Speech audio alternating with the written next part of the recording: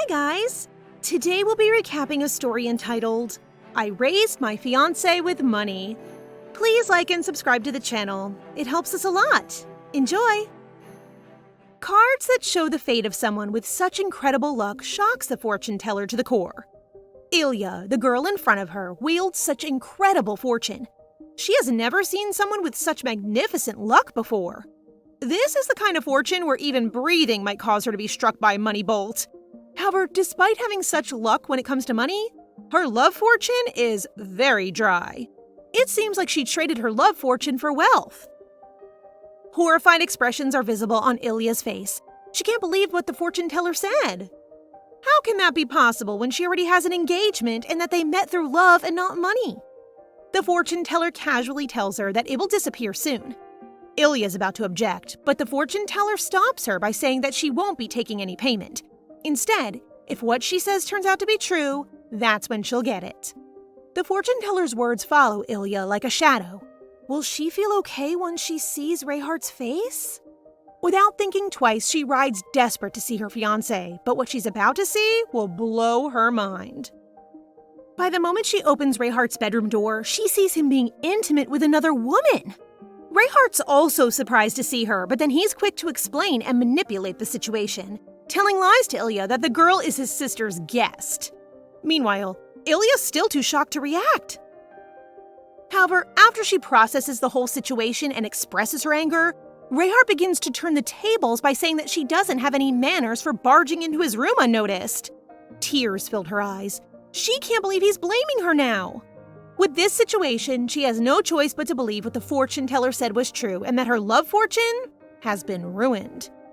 Ilia was born into a wealthy count family. It was originally a well-known wealthy family, but after Ilia was born, every business they dabbled in became a huge success, and a distant relative, whose name was unknown, left an enormous fortune. In any event with a prize, Ilia always won first place. On days when she went out without any money, she picked up gold coins on the streets. And in the restaurant, they didn't charge her, saying she was their 10,000th customer. Above all, she was living a perfect life. Or so she thought. Such a lucky girl. Having promised marriage to her first love despite putting down everything and carefully nurturing the love, it was still not perfect. She believed it to be her fate, putting effort and striving to become his ideal type. Always wearing a smile, knowing that he likes kind and friendly girls, adjusting her preferences and hobbies to match with his tastes. But what came back was nothing more than an attitude of taking it for granted. It's because she's not good at expressing herself. Although the scale is different, it's the love they've cultivated together. If he didn't like her, he wouldn't have accepted the engagement. But she now realizes that it wasn't because she was considerate, but a pushover. And now she refuses to be like that anymore. And to do that, she has to break off the engagement first. After a month of being in her room after what happened, Ilia decides to finally go out and start over again. And the very first agenda for that day, going back to the fortune teller and giving her a huge amount of money that surprises her. Ilia is finally seeking for her love fortune again. Fate doesn't change often within a month, but what the fortune teller sees in Ilya's future is a faithful partner who has a fortunate fate. Ilia eagerly asks if he will cheat on her, but the fortune teller can't tell that yet. Instead, she tells Ilia that both of them are nobles, and she should head west since something good might happen. Happiness is visible on Ilia's face. She's finally shopping based on her taste. Her bodyguards, Francis and Malik, are really happy seeing that she's happy. All of a sudden, the sales lady asks what to do with the clothes that she came with. Her mood instantly changes. She turns around and walks out of the store. In reality, Ilia is in a dilemma. After meeting Reheart, she was so confused on him and couldn't really pay attention to her family. That's why she wants to apologize to them and give them a gift. But everything is pleated with cheap materials. Suddenly, a handsome black-haired man with blue eyes enters the store. Handsome, yes, but his expression seems a bit harsh. Looking at the man, he seems to be searching for a gift. Suddenly, the sales lady offers him things, but all of those are priced differently. From 60 Karel, the lady offers it to 150 Karel. It's a scam! Ilia interrupts the situation since she knows very well that it's not right. However, the sales lady is getting pissed off, further pushing her scam. She even provoked Ilia with money. Suddenly, Ilia calls Francis. Out of the blue, the store owner rushed towards her and gave her the purchase certificate. The sales lady is in shock, knowing that her new boss is already in front of her. Ilia smiles at her, saying she can now change the price list back to what it should be. The sales lady sighs in defeat and agrees to what Ilia said. After what happened, the guy thanked Ilia for what she did, as Ilia continues to help him choosing what to give. Seeing that handsome man putting some effort for a gift, she feels kind of envious of how lucky his fiancé might be. Who knows he'll give that gift to his fiancée, right? When they're done choosing some gifts, the man hands her some money as a reward for helping him. He's the very first person to attempt to give her money as a reward, but she declines. She doesn't need that. After all, she's a Blodin. When Ilia gets home, she sees her brother, Illya Blodin. Her older brother took care of her a lot when she was a child on behalf of her busy parents.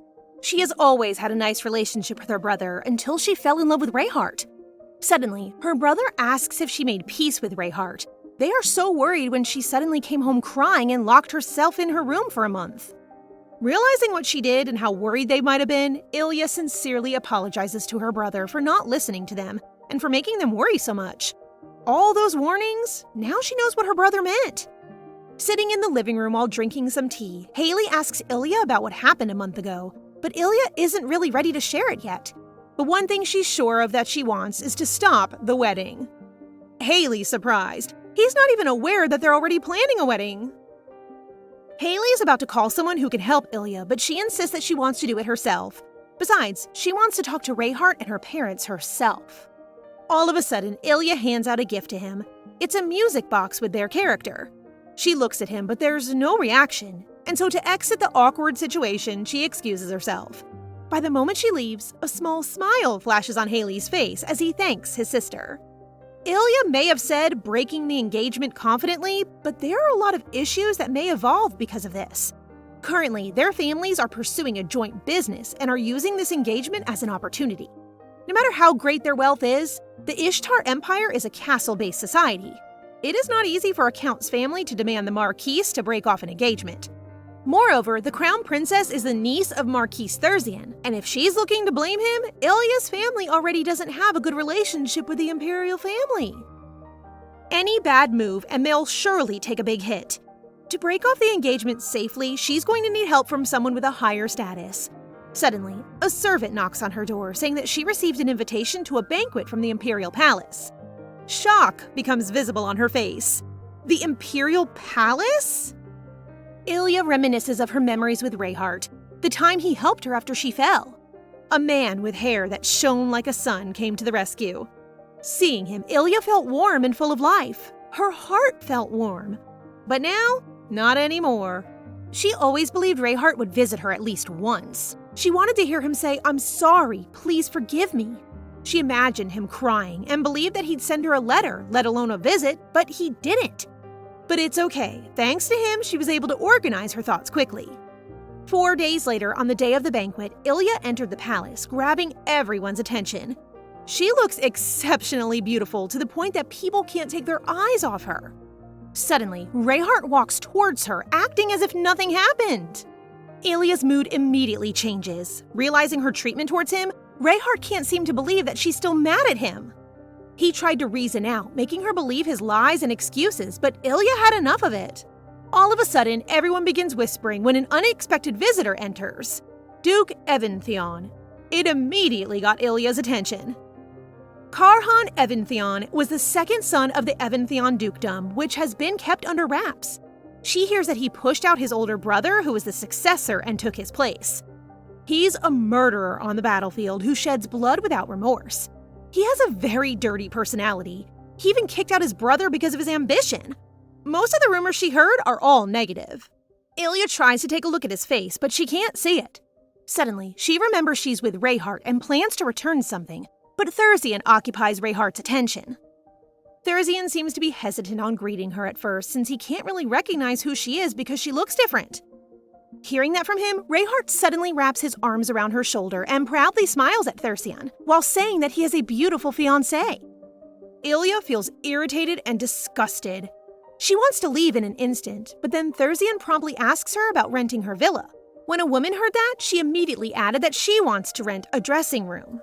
Suddenly, Reheart tries to take over the situation, saying that Ilia can do it for them right away.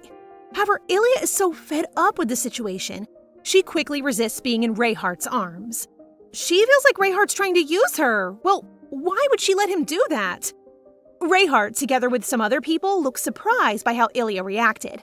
But Ilia just smiles at Reheart and slowly whispers in his ear, saying, "Just listen to yourself. Pathetic, right?" And walks out of the situation. Serves you right. Alone in the balcony while drinking, Ilia seems to be so annoyed at herself for not being able to break the engagement or even return the button. She can't stop complaining about being so tired dealing with trash like him. Looking at the button that she's about to return, she questions herself. What's the point of giving it back? Just when she's about to throw it, someone suddenly enters the balcony. It's the handsome man she helped at the store. Seeing the shock on Ilya's face, Evantheon immediately apologizes and is about to go out when Ilia notices that he seems to be hiding from someone. She stops him and tells him that he can stay for a bit, which he does. Couple of minutes later, awkwardness fills in the air. Evantheon is just standing by the door, dazzling in the sunset. Unwavering expression is visible in his face, making him look like he has an attitude. Suddenly, he apologizes to Ilia for what happened before when he gave her money as a reward. He just thought that it would be appropriate to give a reward to say thank you, and everyone loves a reward. There's no kindness without a price. Hearing this from him makes Ilia wonder how hard he must have been living. It seems like he didn't receive any help without compensation. Ilia tells him that she's just doing him some favor and that she's not his servant or employee, so there's really no need for him to give her some reward, especially money. When the situation gets awkward again, Ilia asks him what made him rush out. Evantheon's expression changes. He seems uncomfortable. He shares to Ilia that he has someone who wants to be engaged to him. It's making him uncomfortable since she keeps on following him around. If he doesn't contact her, she comes to his house at any time of the day or night. Even if he never tells her where he's going, she'd follow him under a disguise. She even gets angry when he talks to other people. Recently, he had been visiting with his family and she's already interfering in everything as if she's his wife. And even when he asks her not to, she'll ignore it. Now, he's worried it'll get worse. Oh God, she's such a creepy stalker. Ilia tries to tell him to discuss it with his family, but his expression changes. It goes to being hopeless. To sympathize with him, Ilia also shares about her fiancé betraying her, when all of a sudden, a black-haired lady enters the balcony and hugs Evantheon's arm while furiously telling him that he should have told her where he went. When Ilia hears the lady calling the man Evantheon, she is surprised. She had no idea that man was Evantheon, the battlefield killer. When the lady's eyes met Ilia's, she got even more fuming with anger. Ilia's about to excuse herself, but then the lady stops her, accusing her for leaving abruptly after flirting with someone else's fiancé. The lady introduces herself as Stella Delota. Delota? Right there and then, Ilia remembers the cart design incident. Even from before, the Delota family has been an enemy of her family because of the cart design incident. It was one of the many related to Delota, but this one's the most memorable. Since whenever they try to launch a cart design, they always steal it and release a date before the Blodin's releasing date. They have not done this once, but many times already. But they can do nothing about it since there's no physical evidence. In the end, they released their carriage design, but it failed. Given what's happening right now, Ilia would have been avoiding a political fight because it's boring. But it's different now when it comes to her enemy, Delota. If they'll start an argument openly, it should be fun. Delota is fuming with anger as she continuously suspects Ilia of doing something with her fiancé. However, Ilia dismisses that idea and tells her to at least bring some evidence. She should have caught them exchanging kisses if that's the case. And her fiancé? The engagement is still in the talks. Is she that anxious, or perhaps she just doesn't really trust the young Duke Evantheon? Delota's eyes widen as she slowly looks at Evantheon, whose eyes are pierced on her. She then asks Evantheon if he's angry, and when she doesn't get an answer from him, she immediately runs away. After what happened, Evantheon thinks that Ilia is really confident. At first, Ilia thought that it's sarcasm, but it's not. Well, who would have assumed that Evantheon, who's top among the nobles, is envious of her? She never thought that Evantheon isn't confident. However, Evantheon himself shares to her that he's well aware that he's lacking confidence and that everyone is afraid of him. But contrary to what everyone thinks of him, the first impression Ilia got of him was completely different from the rumors. He's well-mannered and didn't even boast of his status. Instead, he seemed like a small bear stuck between a giant's fight. While she's being misunderstood as a nice person, he's exactly the opposite. Suddenly, Evantheon asks her if she's afraid of him, in which she asks if she should even be. Other people might be afraid of him because of how fierce he looks on the outside, but as Ilia quietly observes, his expressions are gradually readable. Ilia tries to teach him how to smile so people won't misunderstand him as intimidating, but when he tried, he looked more like a villain. Well, on the contrary, maintaining his current appearance can be advantageous for asserting dominance. And even if the rumors are true, there won't be anyone saying anything to his face. It's a shame. It feels wasted, the social status. Social status? Just when she remembers the Duke has a high social status. Suddenly, she offers an alliance to the Duke. She will help him dispel other people's misunderstanding of him so they won't be afraid. She offers her alliance, and they promise to help each other in breaking off their engagements. Evantheon is still hesitant. Well, that's normal since it's a rush deal anyway. That's why Ilia is giving him 3 days to think about her offer. On her way to the carriage, Francis and Malik, her bodyguards, ask her if she enjoyed the party. She smiles and says that she did enjoy it despite having a bit of annoyance. The guys immediately know who that annoyance is. Francis is ready to attack, but Malik and Ilia stop him. Ilia wants to take care of her revenge herself. The next morning, rays of sunshine hit Ilia's face, forcing her to get up. Her head hurts. It's been a while since she had some hard liquor. All of a sudden, a servant enters her room, bringing her some breakfast since her brother ordered it. Her brother. Despite the awkwardness between them, it seems like he accepted her apology. For him to worry about her like that warms her heart. She thinks that it was a really good idea that she apologized to her brother. They might get along just like before. And for the sake of her family, she has to break off the engagement peacefully. To do that, the status of Duke Evantheon is necessary. It's really a rare opportunity, so she can't afford to miss it because even someone like Reheart wouldn't really dare to oppose Evantheon. 3 days later, Ilia is already at the meeting place waiting inside the carriage. She's an hour ahead of the meeting time. While looking outside waiting for the clock to strike 2, she notices a tall, dark-haired man. It's Evantheon! He's early too! As she's watching him, an old man accidentally bumps him. The man's grocery falls on the floor. When the man looks at Evantheon, his eyes grow fearful as he insistently bows in front of Evantheon, begging for forgiveness. Evantheon tries to help him fix his grocery, but then the man hurriedly picks it up and runs away.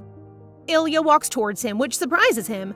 He isn't expecting Ilia to be as early as him. As Ilia watches what happens with Evantheon, she realizes that he really is a good person, since even though she knows he'll get misunderstood, he still helps others. He isn't like other nobles who flaunt his authority, and that makes him a good person by nature. But how has he managed to keep his true personality hidden until now? As soon as they are settled at the coffee shop, Karhan decides to order the same thing as Ilia. He also notices that the environment is quiet.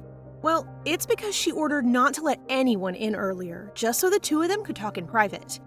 He then assumes that she rented the shop, but she actually owns it. Momentarily, she questions him for coming alone without any attendants. Actually, there is one, but he couldn't come because of some business. There's no need to worry though, because even if he is alone, most people don't bother approaching him. Shortly after, they get down to business. Ilia brings up the deal she proposed to Karhan 3 days ago, which is to help each other break off their respective engagements. After being given time to think things through, he decides to reject her proposal. Although his face doesn't seem like he wants to turn it down, his final decision says otherwise. To clear things out, she asks if he really has no intention of breaking off the engagement, since that's what he reasoned out earlier for rejecting her. His defense is that his family is currently discussing it with the other family, and he can't cause trouble for them. However, she wants to hear his actual opinion about the agreement rather than the external reasons. It should be Karhan's own decision because he is the one involved in the engagement, not anyone else. If it is an engagement that he desires, then she will accept whatever his decision is. Does he truly want to get engaged to Lady Dolota or accept Ilia's proposal instead? It seems like he's enduring an engagement that he doesn't like. However, he doesn't think that he has the right to make decisions as he wishes. In the same manner as Ilia before, she couldn't make small decisions on her own. That's so relatable. After she realizes that it makes her unhappy, she doesn't want to do it anymore. Other people are not living for her, and their opinion is out of her control. Ilia's words struck Karhan. He wants to trust her and try to change himself as well. He doesn't want to deceive himself anymore. With that, he changes his mind and accepts her proposal. Momentarily, she shows him the contract. To summarize its content, they will act as lovers from now on. Although it's expected that negative rumors will spread, they will also fade away over time. She's doing this because her current fiancé is of a higher status than her, and she is quite desperate to break off their engagement. If her new lover is the young Duke Evantheon, they will naturally be cautious due to his status. Moreover, she doesn't lack anything compared to Stella de Lotha. The contract period is only a year, and countermeasures are prepared by that time. Eventually, he proceeds to sign it. The strategy involves informing others that they fell in love upon first meeting to avoid raising suspicion. This marks the beginning of their fabricated romantic relationship. Now the contract is finally settled. However, she doesn't shrug off the thought of Karhan's gentle personality, which is misunderstood by people. In return for agreeing to her proposal, she offers to help him resolve his concerns. He previously expressed feeling constantly misunderstood due to his looks. Consequently, she resolves to protect him from individuals who approach him with ill intentions. With that, they proceed to buy some clothes as she offers to change his style to look more approachable. On their way to the clothing store, she finds out that he doesn't have any preference for fashion and only has black clothes in his wardrobe. But leaving that aside, Ilia brings up a rule from the contract, which is to be faithful to each other as lovers. With that, she orders Karhan to walk beside her. While walking, they run into Reheart with a girl, which catches him off guard. He quickly pushes her off and tries to explain himself to Ilia. In his defense, he's just using the girl to help him pick a gift for her after parting ways on bad terms last time. Ugh, what a lame excuse! Well, he's unfortunate because she doesn't buy any of his lame excuses anymore. She already accepted the fact that their relationship was shallow. He starts to get pissed and attempts to lash out. But before he can say anything, Ilia introduces Karhan as the person that she's in love with. After hearing his family name, Reheart gets triggered. He's aware that the man is known to be the murderer on the battlefield since that is his nickname. To answer his question about how they met, she explains how they fell in love with each other at first sight during the party. She believes that fate brought them together.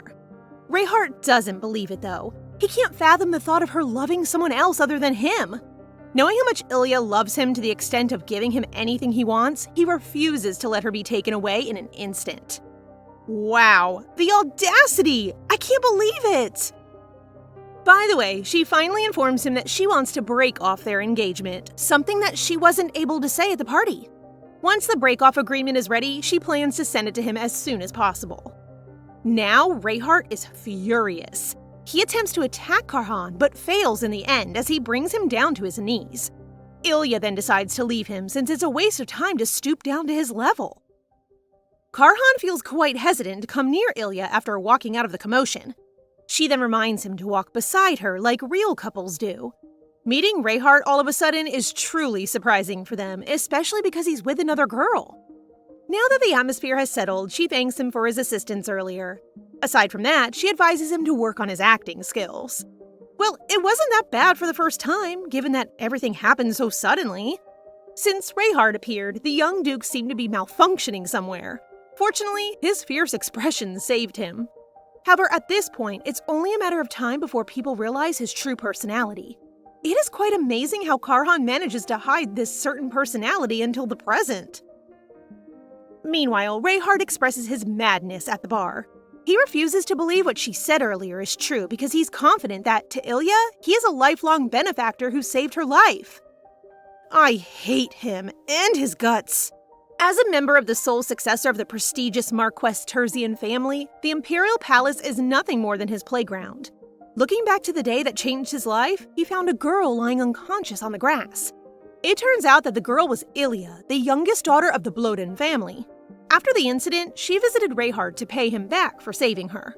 She gave him a necklace comparable to an imperial treasure, which surprised him. The Blodin family is known to be wealthy, so to think that they had money to give that much jewelry just because he woke her up in the garden, then money wouldn't be an issue if he won her. In the end, he did what he had to do, gather information to win Ilia's favor. Every detail was meticulously arranged, including the planned chance encounter with her, masking it as a coincidence when in reality, it was not. Additionally, he also pretended to have the same taste as her. After months of effort, Ilia believes that they have quite a few things in common, unaware that Reheart was faking everything. For him, he found it easy to deceive her and take advantage of her innocence. They then became engaged after becoming lovers. However, he realized that it was a shame to get married right away. His mindset was that he was still too young and rich to devote himself to only one person. With this in mind, he started to enjoy the nightlife and visited the red light district. Winning the favor of other women with the money that Ilya gave him was easy. Soon after, he found a regular partner that perfectly matched his taste. Grrr! Shameless, that's what he is! But that fun time ended quickly when she caught him on the bed with another woman. However, he didn't care at all because he was complacent that she wouldn't be able to live without him, even if she got sad for a moment. Well, now he's regretting it. Ilya proved him wrong by introducing Karhan as her new lover. Momentarily, Reheart comes up with the idea of a jealousy operation after he realizes that she's using another man to attract his attention, just because he was caught having an affair with another woman. On the other hand, Francis, one of Ilya's bodyguards, tries to express his thoughts about Karhan. Although he managed to save her from trouble, he still seems like a dangerous man to him. She instructs everyone to keep everything that occurred today confidential before entering the mansion. The moment her parents return from their business trip, they greet her with expressions of concern on their faces. After some time apart and not seeing each other, Ilya's parents, especially her father, cling to her. They think that her little argument with Reheart is the reason why she locked herself up in her room for a whole month. She contemplates whether to tell her parents that he's having an affair or just keep it to herself in the meantime. Knowing how they will react to that information, she decides not to do it. Going against the entire Terzian family without any preparation is absurd. Firstly, she apologizes for making a scene and causing trouble. Then she proceeds to announce that she wants to break off the engagement, which shocks her parents. To her surprise, her mother seems to be pleased upon hearing that information. However, when she confesses that she's found a new romantic partner, they are taken aback. They are even more stunned when she says that it's the young Duke of Evantheon. Speaking of Karhan, he practices his facial expressions as per Ilya's request. He attempts to give his best smile while staring at himself in the mirror. However, he ends up being disappointed. He remembers his own mother telling him that his smile is disgusting, which explains his fierce expression all the time. She couldn't stand the sight of him, even if he was just an innocent child back then. Poor guy, he suffered a lot of trauma. At this point, he gets frustrated. He truly wants to do well as much as Ilya is helping, but it's kind of hard for him. For him, following everyone's expectations is the right thing to do, so his opinion doesn't matter. Despite his mindset, there was always an inexplicable frustration somewhere in his heart, whether to continue being swept away or to wander aimlessly. However, Karhan aspires to change for the better, just like her. Later on, Tession Herban, his aide, arrives and apologizes for being absent for quite a while. He notices the change in his appearance, so he reminds him to keep an aura that makes it hard for others to approach him. What could be the reason for it? Momentarily, Tession notices an envelope on the table. As soon as he finds out about the contract, he scolds Karhan and makes him explain. He's supposed to know about it before making such big decisions. However, on that certain matter, his own decision is the only thing that matters. In 4 days, he will meet Ilya again, and he wants to come with him during that time. As his aide, he needs to personally verify whether Lady Blodin is a trustworthy person. Ilya chooses to meet Karhan at the same coffee shop as before in the next 3 days. They need some time to share their information with each other to play out their fake relationship more naturally. When the promised day arrives, she realizes how lucky she is to have found a fake lover, although the next step is quite troublesome.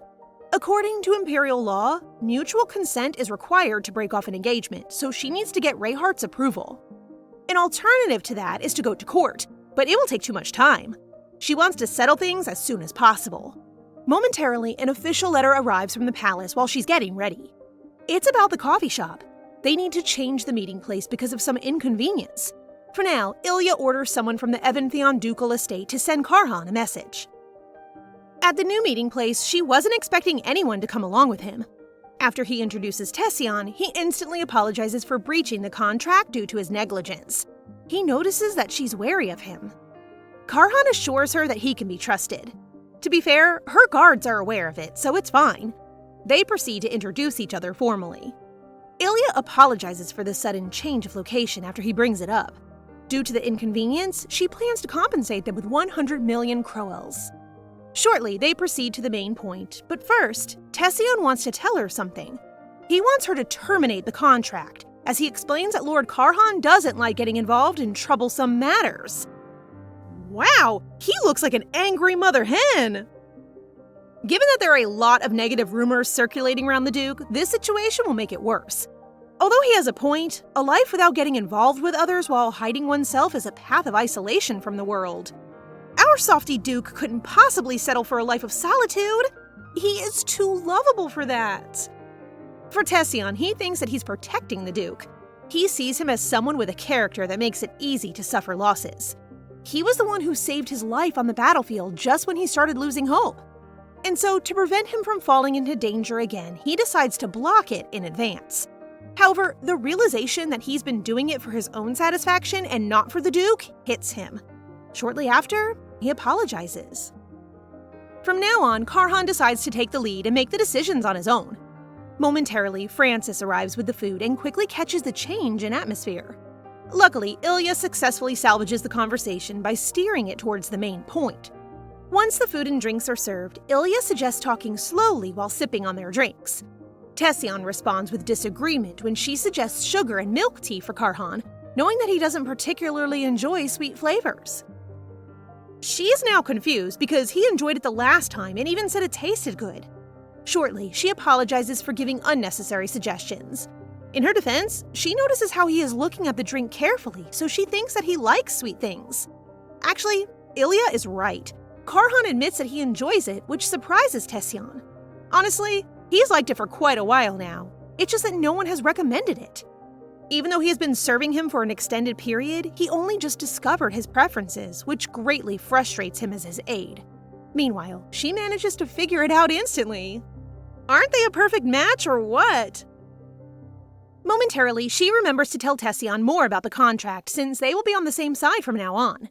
With that, Ilia proceeds to explain the details of what happened so far. Once the deal is done, they promise to part ways cleanly. In addition, she agreed to help the young Duke avoid misunderstandings going around just because of his intimidating appearance. Truthfully, there have been so many people approaching Karhan with impure intentions. Proceeding to the future plans, she explains that they need to pretend to be deeply in love in front of others, which seems impossible. That's why she suggests getting to know each other's preferences first. Among the people in the room, including the young Duke, Ilia is the only one who has been in a relationship. Moreover, Karhan is not good at acting. It would be preferable if his facial expressions showed more variety, but unfortunately, he lacks the ability to smile convincingly. At this point, it's only a matter of time before their fake relationship is exposed. With that, she decides to take the lead for now and asks him out on a date. Afterward, she tries to think of a nice place to date, but nothing comes to mind. Back when she used to go on dates with Reheart, they occasionally went to see a popular opera and always shopped in men's clothing stores. Speaking of which, Ilia notices that Karhan isn't wearing the clothes that she bought for him before, as he promised. Shortly, she suggests going light shopping first. But before that, she insists on calling each other by name since they have to really look like real lovers. He is caught off guard by it, but eventually agrees.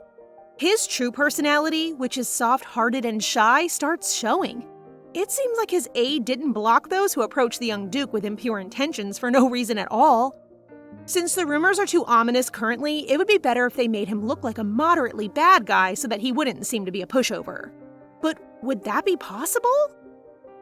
At the Eastern Tailor and Boutique, which is well known for the best quality and service, Ilia and Karhan visit inside. The manager greets them but mistakes him for Reheart. She used to visit the place with him before, that's why. After hearing the manager's recommendations, she decides to take her time to look around. Also, the staff couldn't help but comment on Karhan's intimidating impression while whispering to each other. Moments later, Ilia gives him a lot of options to choose from, whatever fits his preference in clothing. It seems like she's the only one who can tell the subtle change in his expression because the staff doesn't notice it. Because there are too many options, the color palette of the trendy suit she suggests feels a bit overwhelming for him. Nonetheless, she decides to buy it in the meantime, since preferences can change. Now that he has bought enough, he wants to pick out clothes for Ilia this time. It seems like he's taking the lead now.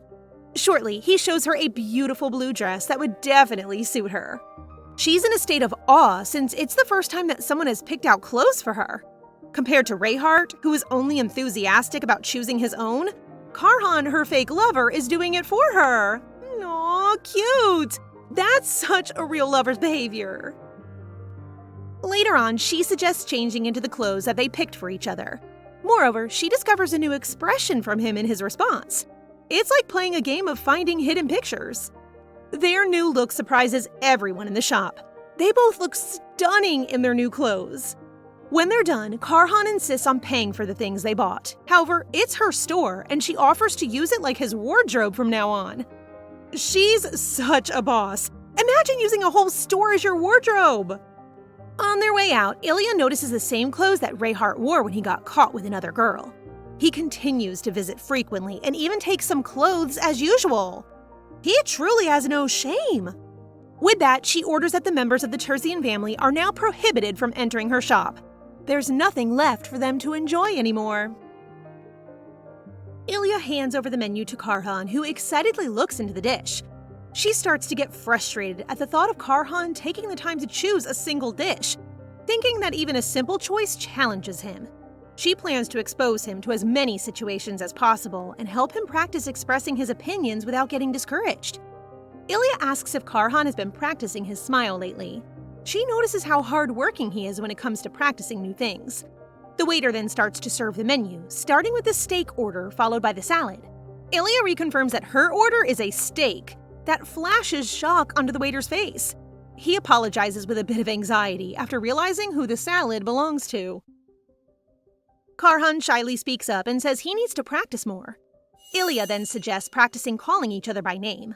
Karhan pulls her plate and gently asks Ilya to let him cut her steak.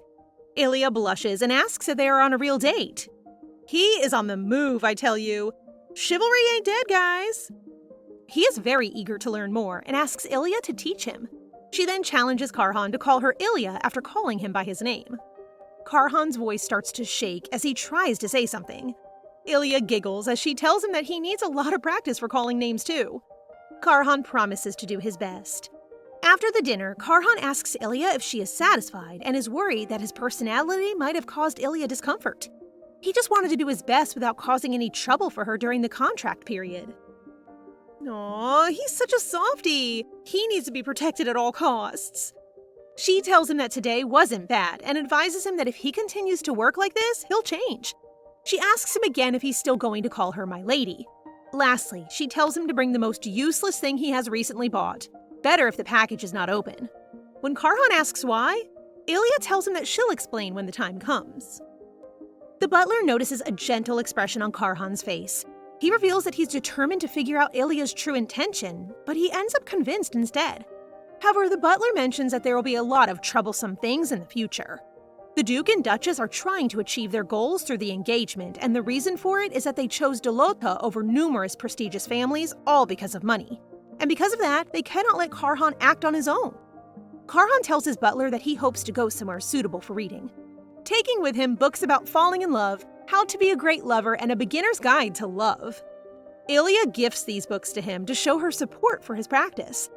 At the other side of the building, a girl gets curious as to why Karhan was with Ilya when he is already engaged with Lady Dolota. In a separate room, Ilya's family is having a meeting about Karhan Evantheon. They are relieved by the fact that Reheart and Ilya's engagement is off, but are now more worried when they figure out that she is connected to Karhan. They gathered loads of papers from an investigation, and most are from Karhan's achievements on the battlefield. One point is that he participated in the war from the age of 14. The rumors surrounding Karhan are likely to be true. According to the investigations, Karhan is a killer himself. A mentally unstable man who is willing to walk through his death despite the fact that he's not allowed to participate in the war, as he is a legitimate son of the Duke. Ilya's mother asks if by any chance anyone has met the young Duke in person yet, but the other two shrug their shoulders. Besides, if he is that dangerous for Ilya, one suggests a breakup while the other suggests giving him a castle.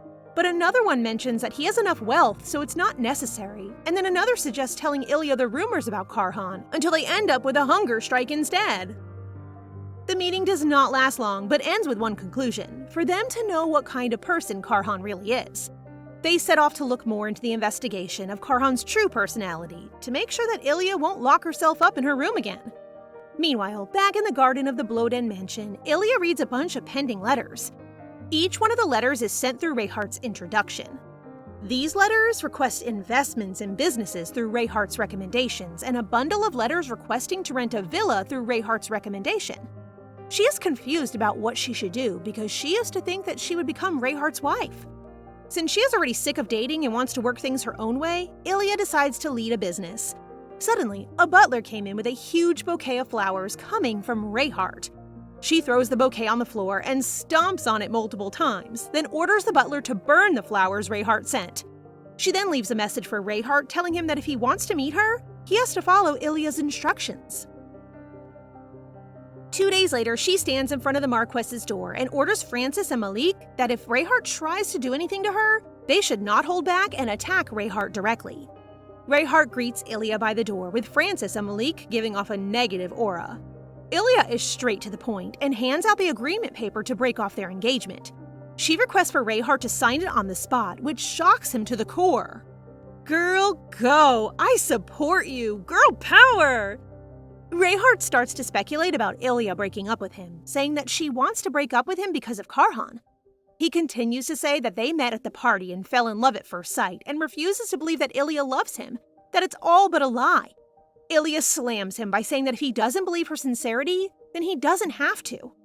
Reheart continues to rant, saying that Ilia was only like that because she doesn't know what kind of person Karhan is. He tells her that the rumors of Karhan being a killer are groundless. He then starts to assume that Ilia is only doing this to make him jealous. He tries to lure her by saying that Ilia is his first love, and that he is sure of it from the moment they first met. Ilia thought the same way too before, but then she realizes that beneath the happiness she felt with him, there was a shadow of unease. Reheart started to recall memories that were no longer interesting to Ilia. Realizing that Ilia is no longer interested in whatever he says, he starts to kneel and apologize, saying that he might have just lost his mind back then and do better from now on. I am so sick of all his lies. Boy, you cheated, period. He asks for one more chance, and Ilia agrees, but on one condition. He is to sign the papers and break off the engagement. But he gets mad and starts to tear up the documents. Little does he know, Ilia has multiple copies with her. She pulls all of them out and smacks them on his face, telling him that it was he who cheated on her first, and continues to tell him that if he keeps that attitude, he should expect the worst. Ilia tells him that she'll make him beg her to break off the engagement, then asks him to stop selling her name as it's annoying. A few days later, Ilia wakes up with relief, knowing that she said everything she wants to say. She finds her brother in her room, saying she looks happy. She asks him if it isn't his time to go to work yet, and he tells her that he's on vacation. She asks him if he's about to go out, and he tells her that he's meeting Karhan today. She just realizes the thought that she did not tell her brother about Karhan. She tries to tell him, but then he tells her that he roughly heard it from their parents. Ilia starts to apologize, then she asks if they could possibly have a meal together later. She says she wants to explain things in detail. Her brother agrees. As he is about to leave, he tells Ilia that it might rain this afternoon, so he tells her to take an umbrella with her. Ilia arrives at the store with a crowd of people mumbling over a specific topic. Ilia finds Karhan amongst the crowd, wondering if he is standing there waiting just because Ilia tells him to meet inside. She then calls out to him, grabbing his arm. She tells him that the location has changed and pulls him out of the crowd. When they are already out of the crowd, Ilia asks Karhan if it is the item she asked him to bring. He tells her that it has been a week since he bought it. When he presents the item to her, she smiles and tells him that the period of a week is appropriate and asks him to go with her and refund the item. However, Karhan will have to do it by himself. Karhan arrives at the store, nervous. Two salesmen greet him at the entrance with a smile, which then turns into anxiety when they start to look at how menacingly Karhan looks to them. A clerk comes in front of Karhan and asks what he needs, so the clerk can cater to him directly. The anxious Karhan takes a few minutes of frustration before he tells the clerk that he wants to get a refund. He still stands in front of the clerk, who is waiting for more of what he wants to say. Just when he feels extra anxious, he remembers how Ilia tells him to take things slow and still. She suddenly pulls his attention and cheers him from the shop's window, telling him he can do it. He looks her way, thinking that he does not want to disappoint her and the expectations she's having for him. He will try doing it again. He begins to speak to the clerk with a gentle smile and asks the clerk for a refund. When Karhan finally gets out of the shop, the salesmen start to breathe like they're being deprived of air. They are thinking that they'd be in trouble and that the shop would be destroyed, but then everything just went well. One staff member barges in, asking if everyone is okay. He says he reported the incident to the security guard. Meanwhile, outside, Karhan is carrying a bunch of stuff from the store. Ilia asks him what they were, and he tells her that he got his refund, but at the same time, the store gave him compensation and loads of other things. Ilia asks how it was, and he tells her he's still not sure yet. Ilia tells him he did well. Regardless of the process, he has succeeded splendidly, she tells him. He is quite overwhelmed and tells her that he'll do better next time. Ilia smiles and appreciates his courage and determination. She thinks about his progress, and if he practices more and becomes confident in what he does, surely people around him will see him differently. As they are walking, Karhan suddenly gets arrested by security guards. Ilia asks what it was about in an annoyed tone. The security guard tells her that there was a report about a gangster in the shop. Wait, what just happened? A gangster? How dare you accuse an angel of such a thing? The head guard orders the security to do an emergency arrest based on a report that there's a gangster leader in the area. Karhan has sinister eyes, and the way he looks makes them think he's a criminal.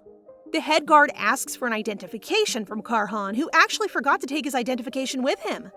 His butler stands to offer his own identification, but the head guard refuses to take it. The head guard then intimidates Karhan, asking if he's only trying to avoid self-identification. His basis is how he found Karhan at first sight. He reorders the security to drag Karhan away. Ilia steps in and threatens the head guard that the salary of the head guard might be cut.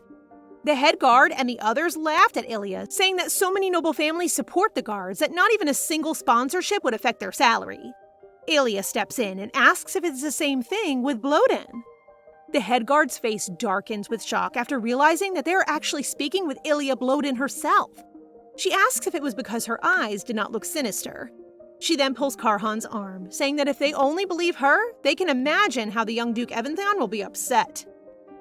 The head guard realizes late that he is facing two important people and immediately apologizes for his actions. Ilia leaves hope with Karhan as she explains that it may be because he spent a long time on the battlefield, and that when he first returned, it was way worse than the present. Even when he walks down the street, he'll be stopped for inspection and is treated like he's a heinous criminal. But then he says he feels fine this time, as someone is with him and stands by his side. She tells him that she'll help him so that kind of thing doesn't happen again. I love how they support each other. Meanwhile, Ilya's brother is just right at the corner of the street observing. He thinks differently about what is going on and thinks that Karhan just lets her out from the heat of the sun and buys stuff only for himself, spending recklessly and letting Ilia handle what happened to Karhan all by herself. At the Delota's mansion, Stella Delota, together with a few ladies, is currently having a rose tea that the Delota family is ambitiously preparing. The ladies are praising Stella for being almost perfect for everything. They then started to interview her about Karhan. She tells them that they only meet at home because of the rumors, when in reality, they have never properly dated and the engagement hasn't been arranged yet. Lastly, she is still pursuing Karhan. The ladies tell Stella about the story of a lead man who is a bad man and a female lead who tames the bad man. Stella claims she's seen it too.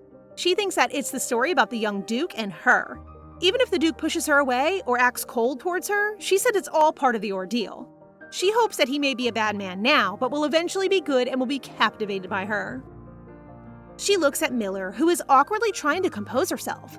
She tells Stella that she saw the young Duke not long ago with another woman. Stella spits her tea due to her shock. Miller tells Stella that the woman he was with at the time was standing next to him closely. Stella gets curious and asks who the woman is, clearly anxious. Miller then reveals that it was Lady Illya Blodin. This infuriates Stella, who suddenly decides to leave, confusing her butler. She demands to go to the Evantheon mansion right away. Meanwhile, Ilia tells Karhan that Reheart refused to break off the engagement. Karhan asks if there's anything he can do. Then she tells him that Reheart will probably interfere from the Duke's side and will likely try to create a rift between her and Karhan. She tells Karhan that it would be good if they made their relationship even stronger. However, they can take advantage of that opportunity to inform each other's families and spread rumors externally about their love. Out of curiosity, Karhan asks if they're against it, and she explains that it's not that they are against it. It's subtle, but okay. She then asks Karhan if he told them about her, which leaves a huge confusion on Karhan's face. She continues by asking if shouldn't he be talking about it slowly, especially since his parents might set a date for the engagement with Delota.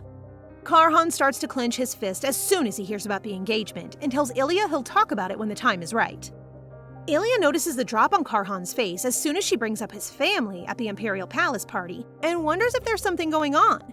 She is curious but prefers not to ask too much since family matters are sensitive. She goes back to paying attention to what Karhan said and asks him if they should practice refusing the next time they meet, then complimented Karhan for doing a great job today. The rain starts to fall as they are heading home. Ilia is offered an umbrella and says that she forgot the one from her carriage. Malik automatically stands, offering her a share with an umbrella together with Francis and Karhan's butler. Ilia refuses the offer and decides to share the umbrella with Karhan. Karhan pulls out the umbrella and gently asks if she's ready to leave.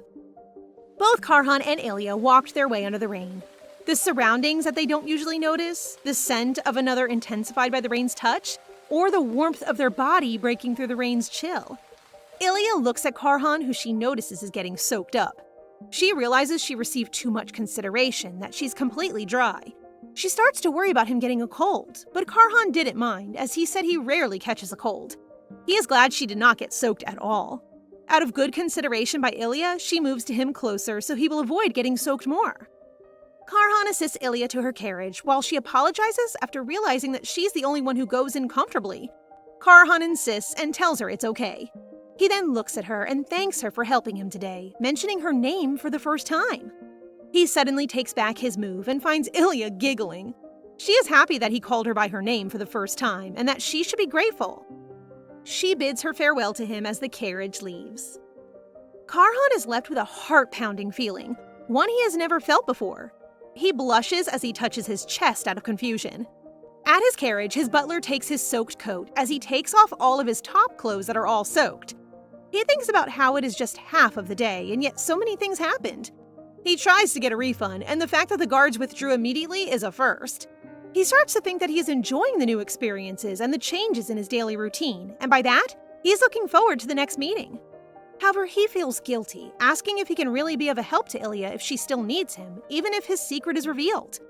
He clenches his fists. His butler tries to comfort him, saying that no matter what others say, he is now the true successor of Evantheon. But then he continues with the thought that the true successor according to the family's thoughts is his brother.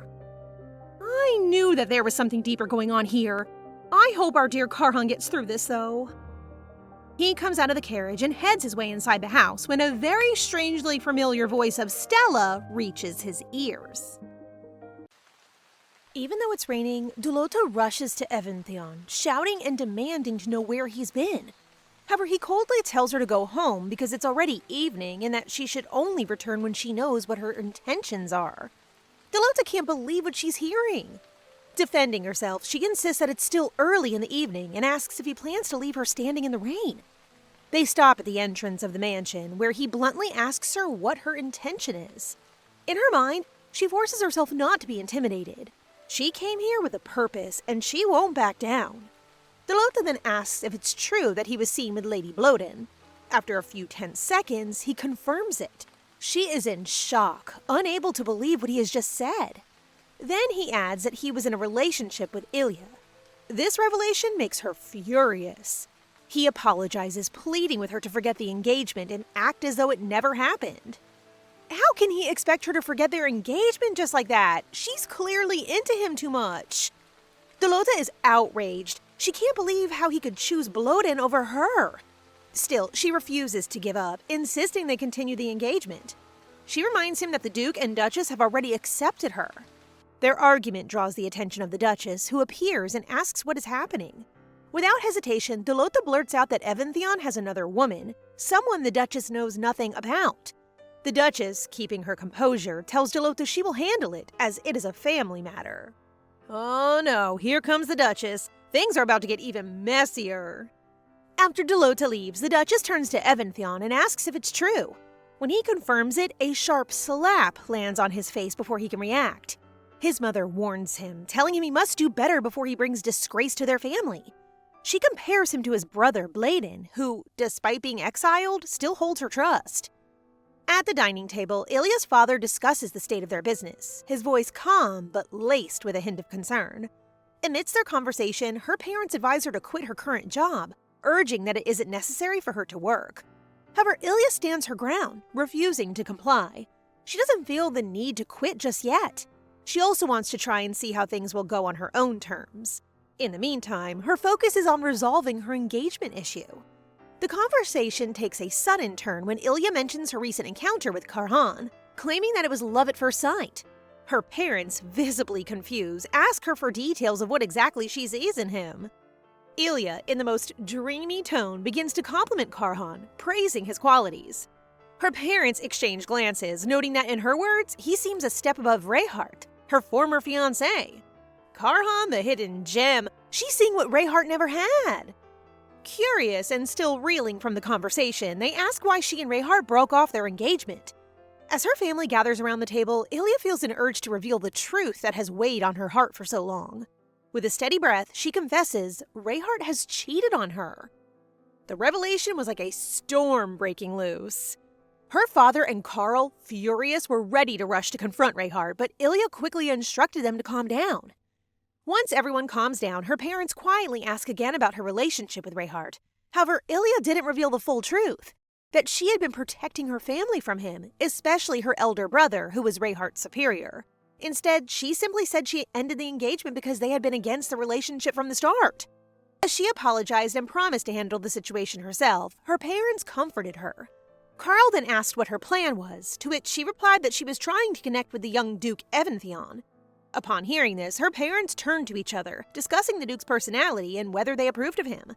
They eventually agreed that they wanted to invite the young Duke, which made Ilia happy. Later, when Karhan received the invitation, he began to think about how to make a good impression on Ilia's parents. An idea struck him, and he decided to look for a gift around the town with gifts to leave a lasting impression on Ilia's parents. Karhan is really stepping up. He's not taking this invitation lightly at all. Karhan sets out with a clear goal in mind, to choose a gift that suits Ilia, something meaningful. However, as he browses through the items in the store, he quickly realizes that all the gifts are products made by her family. This realization leaves him feeling discouraged. Stepping out of the store, his spirits a bit low from not finding the perfect gift, Stepson offers a helpful suggestion. He reminds Karhan of Ilya's preference for liquor. The realization hits him. She always enjoys fine drinks. Determination fills Karhan, and they head straight to the liquor store, hoping to find something that will please her. Stepson to the rescue. He's an absolute lifesaver. As soon as they enter the liquor store, Karhan notices the bartender looking visibly nervous at his presence. Stepson leans in, quietly advising him to appear more relaxed. Taking this advice to heart, Karhan softens his posture and calmly asks for recommendations on fine liquor, admitting that he's not familiar with the best choices for gifts. Within a few minutes, they successfully purchased a bottle that seemed perfect for Ilia. As they leave the store, a new thought strikes Karhan. He should also bring gifts for her family. Stepson quickly suggests getting a health supplement, something practical and thoughtful. They agreed to set off to another store. After they bought something at the supplement store, they witnessed a commotion outside. Karhan, a man they don't seem to recognize, is being forcefully kicked out of the store. The guard explains that Karhan isn't allowed inside the store because he's from the Tersian family. Then, the guards, noticing Karhan, express their wish for the young Duke to visit the store often. Meanwhile, Karhan looks visibly frustrated and humiliated, unable to fully grasp what has just happened. That's exactly what you deserve for being a cheater, Karhan! Afterwards, Karhan and Stepson head to the Blodin mansion. As they approach the estate, they expect to reach the main building quickly, but they're taken by surprise. The mansion's grounds are sprawling, with long winding paths lined by towering trees and expansive gardens. Nearly an hour passes before they finally reach the grand entrance where Ilia awaits them. Stepson, unable to hide his discomfort, mutters under his breath, feeling almost stranded in what seems like an endless garden. Relief washes over him as they finally reach the center where the main building stands. The relief must have been real. Stepson probably thought they'd never make it out of that garden alive. Ilia apologizes for sending the invitation on such short notice, but Karhan, in his usual calm manner, assures her that it's no trouble at all. He hands her a bouquet of flowers as a gesture of goodwill. She smiles warmly and invites them inside the mansion. The moment they step through the grand entrance, both Karhan and his assistant are taken aback. The interior of the mansion sparkles with elegance. Ilia leads them on a tour around the mansion, and both Karhan and Stepson are captivated by the exquisite artwork adorning the walls. They are particularly struck by a painting crafted by the renowned artist Zegris, worth billions of krolls. As Karhan holds the gift he bought for Ilia, he thinks it's far too modest compared to the grandeur surrounding them. It's the thought that counts, Karhan. You don't need to be worried about that. Sensing his unease, Ilia reassures Karhan about her family and advises him not to be nervous, reminding him that she is on his side. With a smile, she guides him to the room where her father and brother are waiting. As they enter, both Karhan and Testion are immediately amazed by the impressive display of armory along the walls. Ilia's family greets them warmly, introducing themselves, but Karhan finds it hard to focus.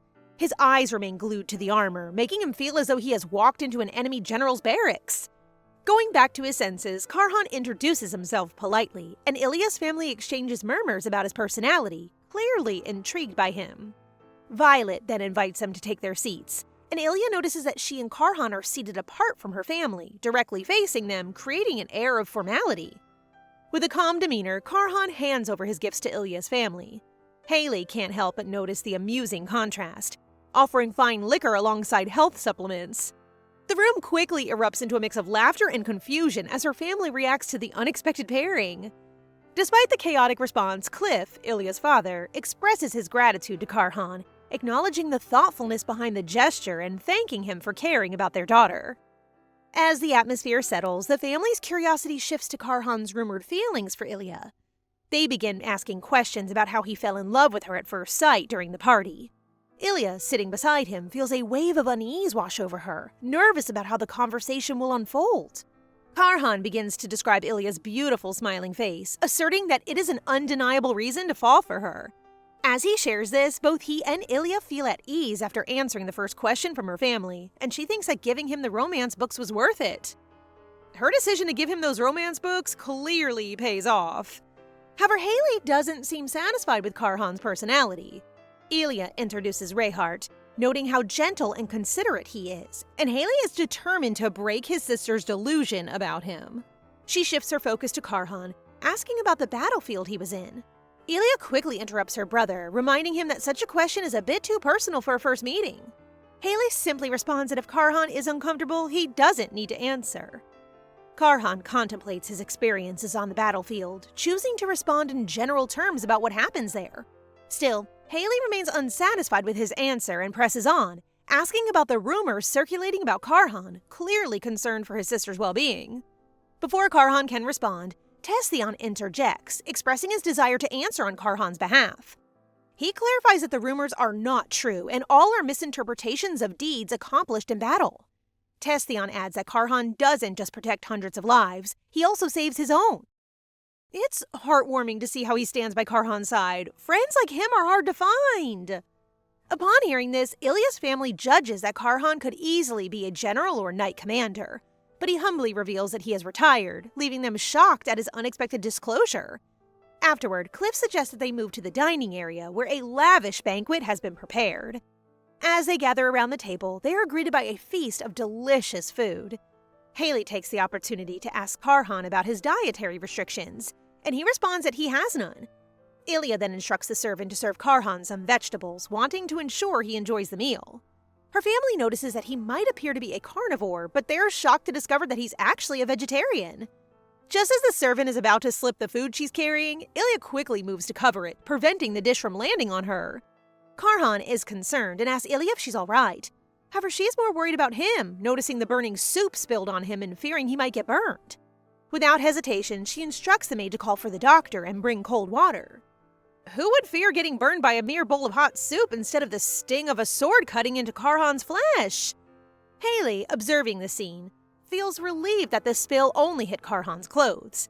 He remarks that if it weren't for Karhan, Ilia would have been hurt instead. Soon, the doctor arrives and initially asks Ilia where she's injured, but Ilia quickly directs his attention to Karhan, who is the one hurt by the hot soup. The doctor instructs Karhan to remove his clothes to examine the burn. Thankfully, it's only a mild burn. As the doctor prepares to apply ointment, Ilia volunteers to do it herself, making Karhan blush with shyness. It's getting steamy in here. Can someone please bring some water? The doctor hands the ointment to Ilia and quietly leaves the room, allowing an awkward silence to settle between her and Karhan. Ilia gently begins applying the ointment to his burn, her hands moving carefully over his skin. As she works, her eyes are drawn to the scars that crisscross his body, evidence of the battles he has fought in the past. The sight of these old wounds stirs something inside her, an awareness of the hardships he has endured. Karhan winces slightly at her touch, feeling both the sting of the burn and the tenderness of her care.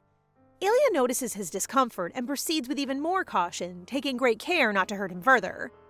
Once she finishes applying the ointment, Ilia wraps his arm gently with a clean bandage, ensuring it is properly protected.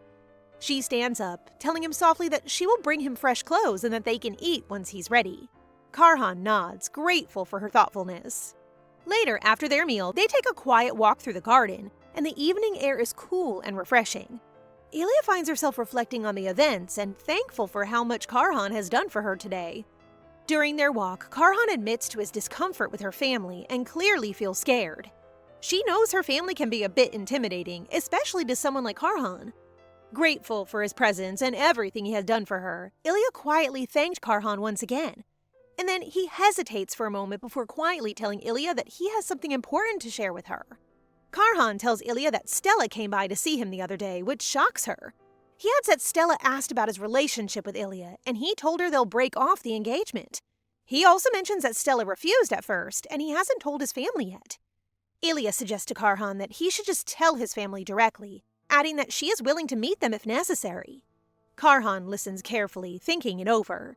He concludes that everything in her family must be harmonious for her to make such an offer so easily, almost as if it's no big deal.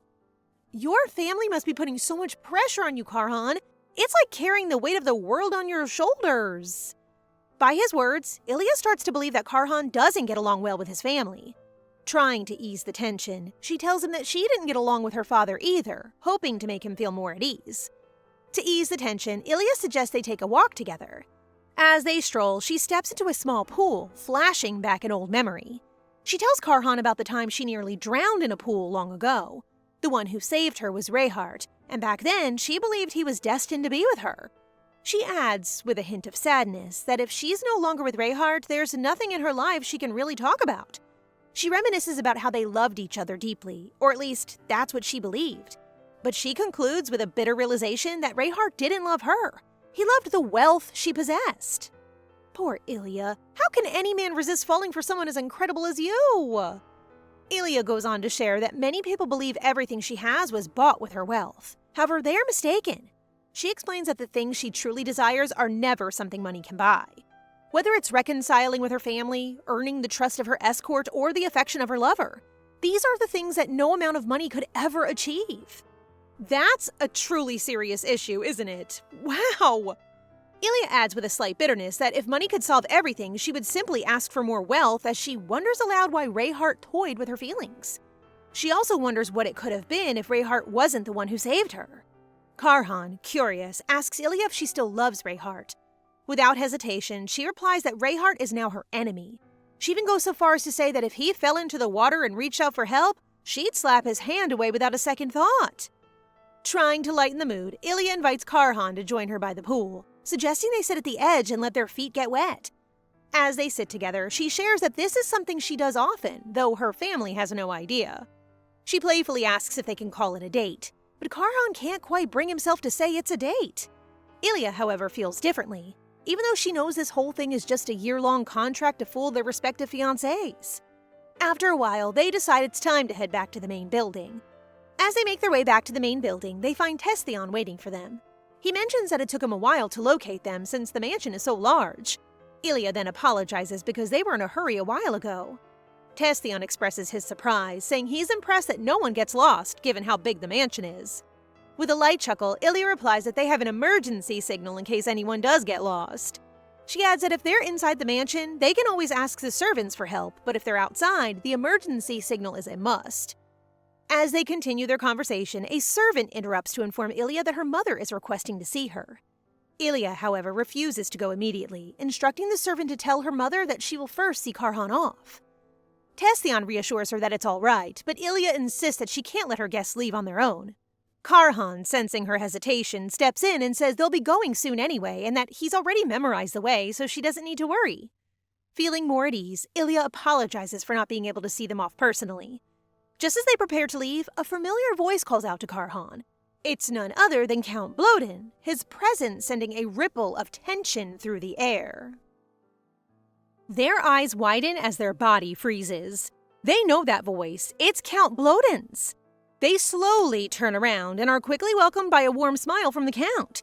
Count Blodin immediately asks how his injuries are, and Karhan assures him that he's all right. Suddenly, the Count bowed to him and thanked him for his actions. Karhan's astounded by the sudden gratitude from the Count. For the Count to bow at him like that? He wasn't expecting that at all. Amazement and gratitude fill the Count's eyes as he slowly looks at Karhan, asking him if there's any way for him to repay what he had done. However, when he told him that there's none, the awkwardness filled the entire room. This pressures Karhan to say something, and the very first thing he talks about is the piece of artwork that he isn't even a fan of. The Count's face lights up as he grabs Karhan's hand and pulls him towards the art. Karhan's face turns pale. He knows that he has to at least explain and give his understanding of that artwork, especially now that the Count seems to be expecting something from him. However, how can he when the only thing he sees are 2 lines? In his head, there isn't really any reasonable explanation for that, right? However, his aura quickly shifts as he composes himself and explains his understanding. His voice relaxes as he looks at the Count with all seriousness. He explains that in his belief, those lines represent 2 swords. In fact, it symbolizes the eternal parallelism of good and evil, which cannot intersect, yet ultimately coexist in the same place. However, despite such profound meaning, all he can see is just 2 straight lines. The Count seems very pleased by his fresh approach, but suddenly he points out another, asks him if he can even recognize that painting. He lets out a distorted face and asks if that was Ivanov's enigmatic room painting, in which it really is. The Count lets out a sweet smile and commended him for having such a deep understanding for art. He even asks Karhan if he wants to attend the exhibition that he'll be hosting so that he can have a deeper discussion with him about art. However, it seems like Karhan is so done with all of this but still wants to remain respectful to the Count. The rest of the night passes by with the Count explaining about the art pieces that surround their house. This kind of intrigues Karhan. It feels as if he's visiting a strange world. That certain family, they might quarrel, but still, they treasure each other. It may seem an unfamiliar feeling for him, but for some reason, it's making him want to stay a little longer. He must have been longing for that kind of feeling from his family.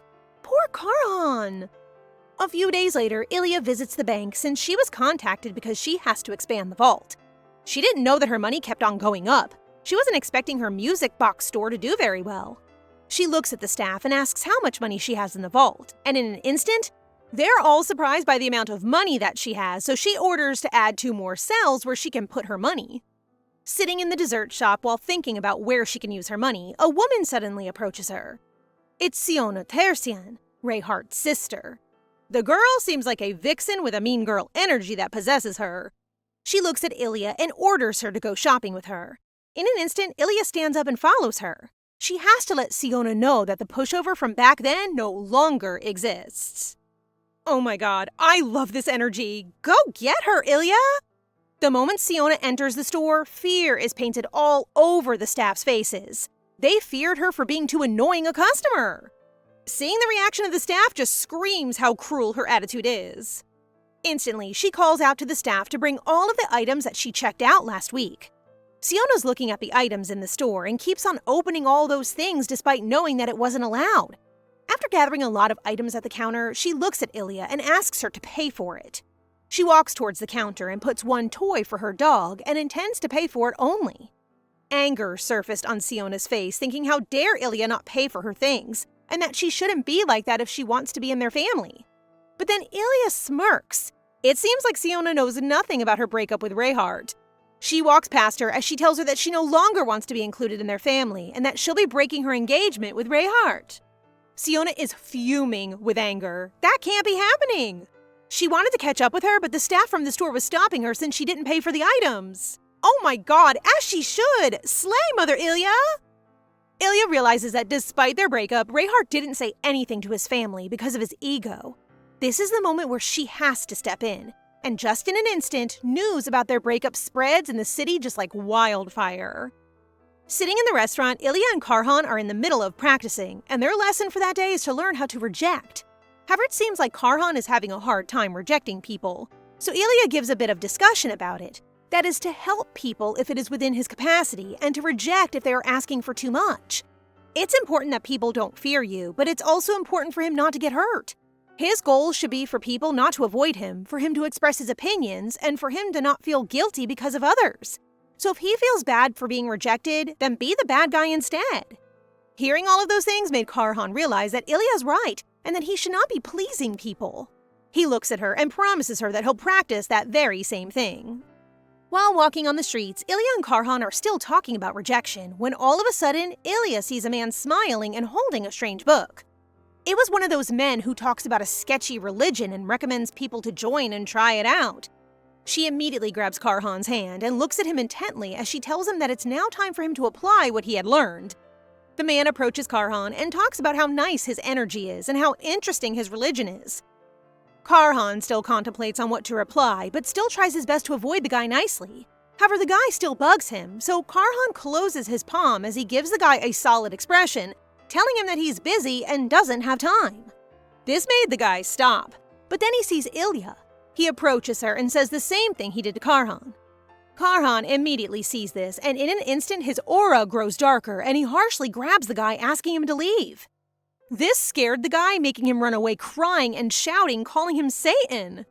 Karhan is a bit anxious. He's nervous that Ilya might think he didn't do well with rejecting the guy, but that nervousness vanishes instantly the moment Ilya smiles at him while telling him that he did a great job. Ilya is really an angel in disguise for him. Now he already knows that he can just say no if people are already abusing him. A smile flashes on Karhan's face. Ilya is shocked, but then out of the blue, Karhan tells her that he remembers the puppy that he raised when he was young. Ilya smiles. She gently tells him that whenever he feels nervous, he should try and remember the puppy that he had, and it will vanish all his worries away. Meanwhile, Reheart is fuming with anger in his room. It seems like Siona already told him that she knew they broke up. His day got even worse the moment he got called in his father's room, wherein he was heavily scolded for not knowing how to handle a woman's heart. Reheart kneels in front of him. He didn't really know what to do. His father asks him if he ever talked to one of the Blodins, but he didn't. His father gets a cigarette, looks at Reheart, and lights it up as he tells him not to worry since he'll talk to Illya Blodin. Thanks to Ilya, Karhan finally learned how to refuse. Even the knight applauded him for that. Indeed, it's all because of Ilya. As a child, he was thirsty for his mother's love and acknowledgement, to the point that he thought if he'll be kind and do whatever people say, he'll finally get his mother's attention, but he didn't. It's just so sad that he was just a boy longing for his mother's love, attention, and affection. Everyone deserves to at least experience those things. It's as if he's trapped in a box, unable to break free from those feelings. That is, until Ilya came. She made him realize that he doesn't really have to be kind to everyone. It's important that people don't fear him, but it's even more important for him not to get hurt. Seeing the small note from Ilya inside the box of chocolate warms his heart with how thoughtful Ilya is. Suddenly, an urge to see his mother crept into his mind as he swiftly ran towards her room. Standing in front of his mother's room, he knocks onto her door, wishing to have a word with her. But she only wants him to talk from outside the door. Karhan confesses to his mother that he's seeing someone new. All of a sudden, she gets out of her room with a face fuming with anger as she asks who is the person he's seeing.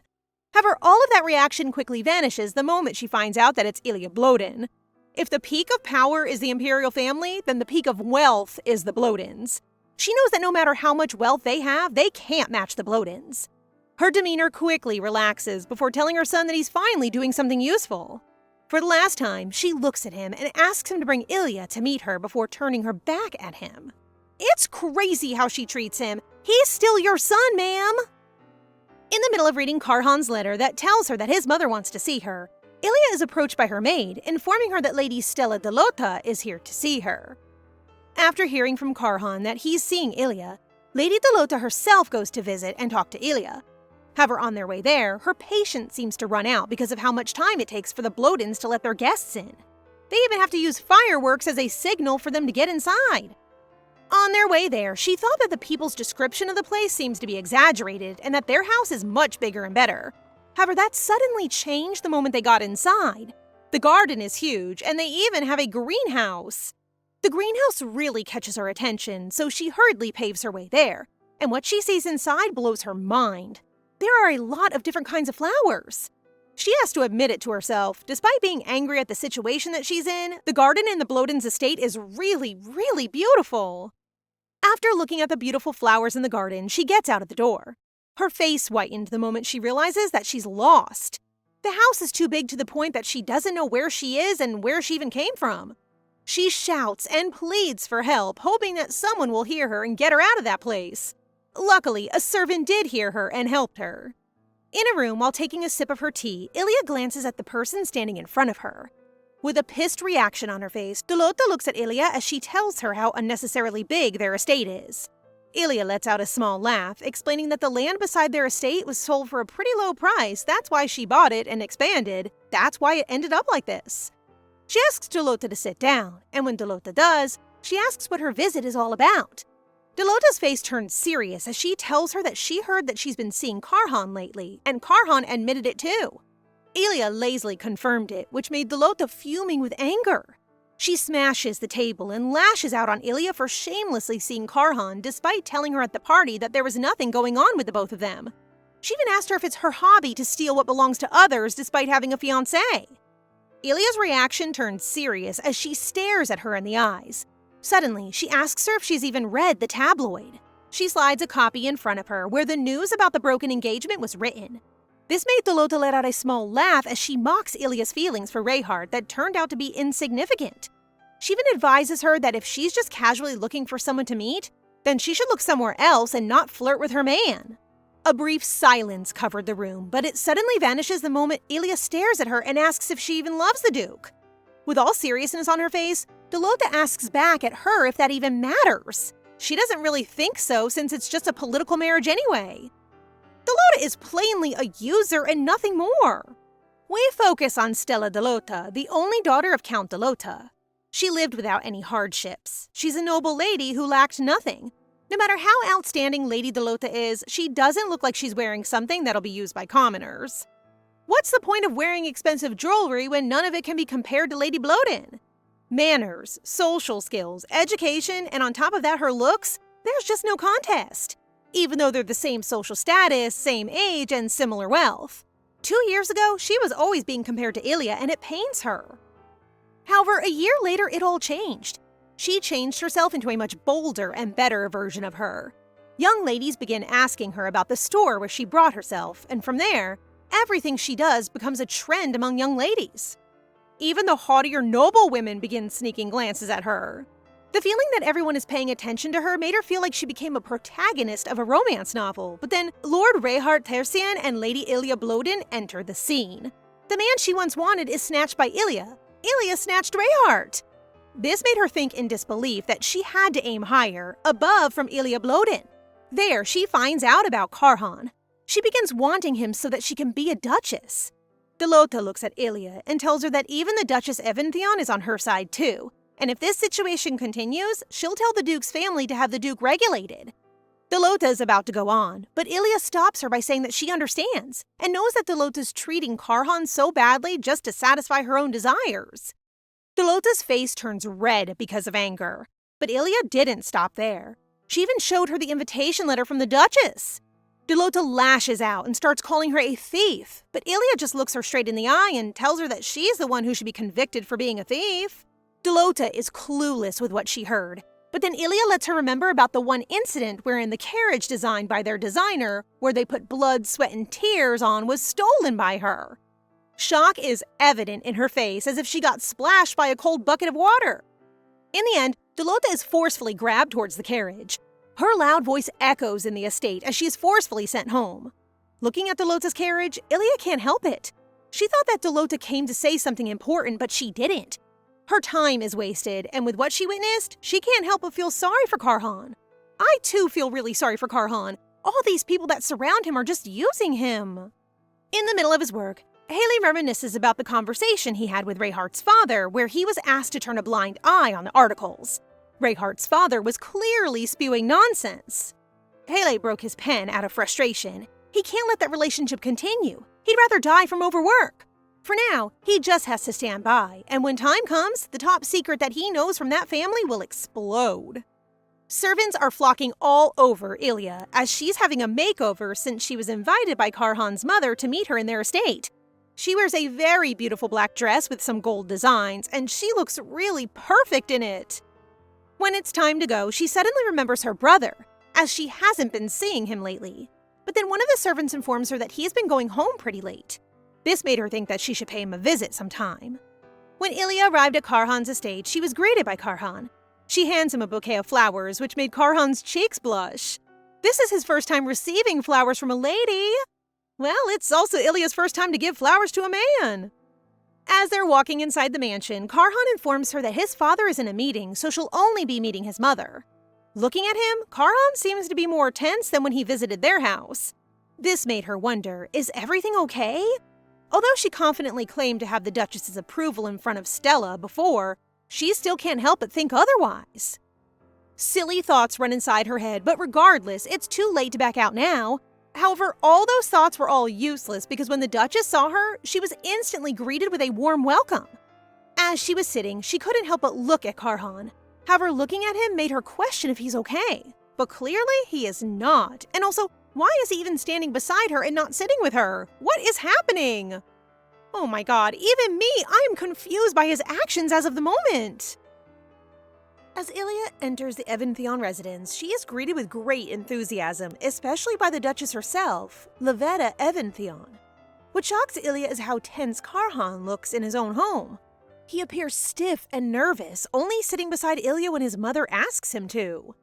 Makes me wonder about the relationship between the mother and the son. Ilia tries to lighten the atmosphere as she presents her gift to the Duchess, a vintage wine. She speaks to the Duchess with deep reverence, flattering her by saying she's very important to her. Thankfully, the Duchess accepts it with much appreciation.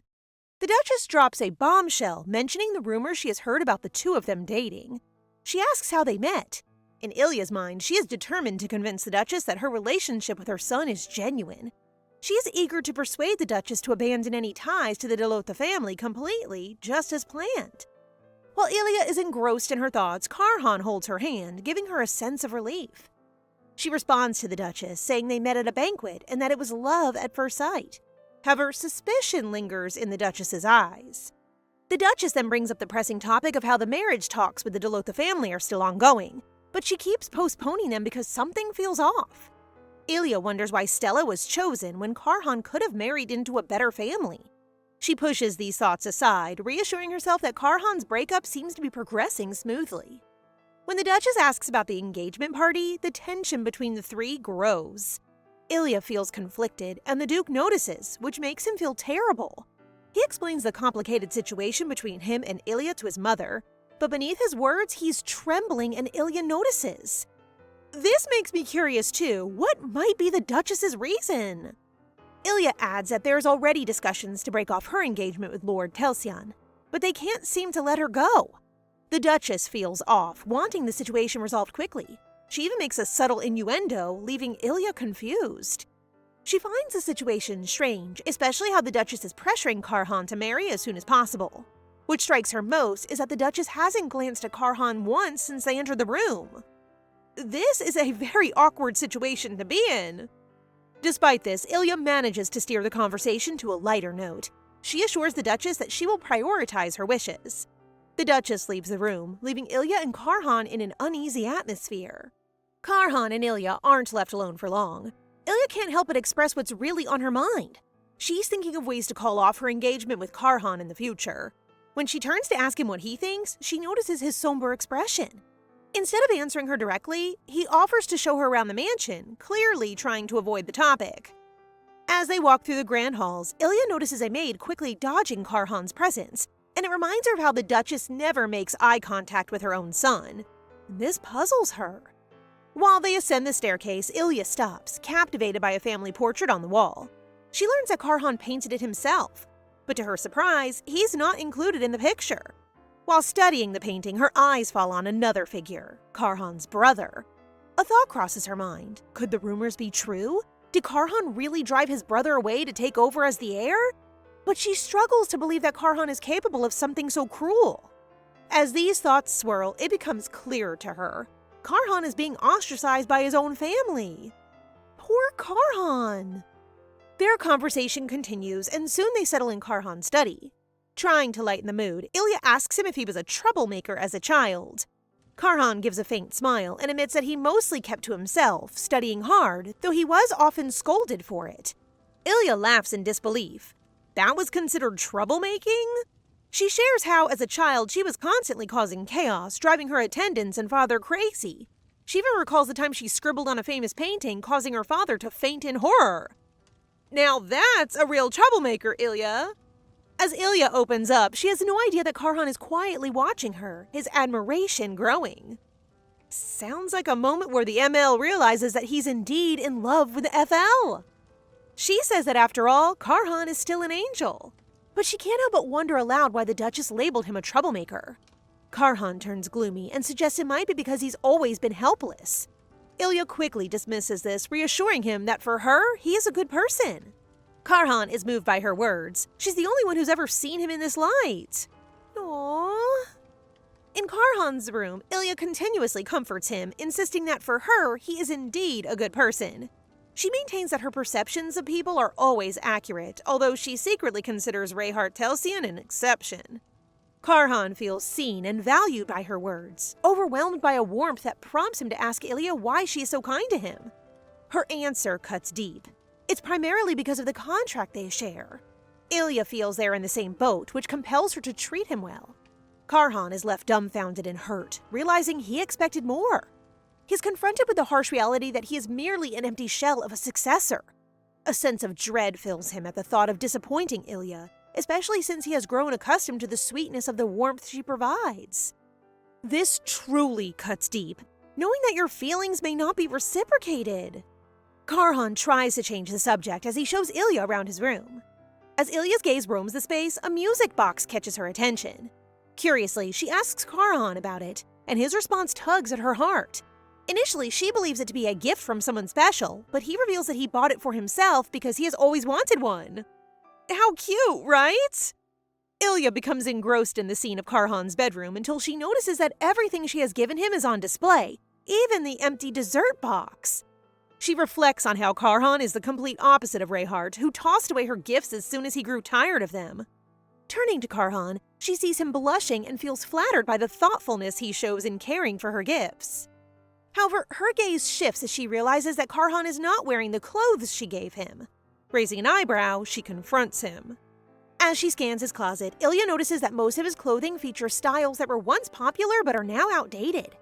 She playfully scolds him, urging him to avoid wearing such things. But then something catches her eye: the buttons.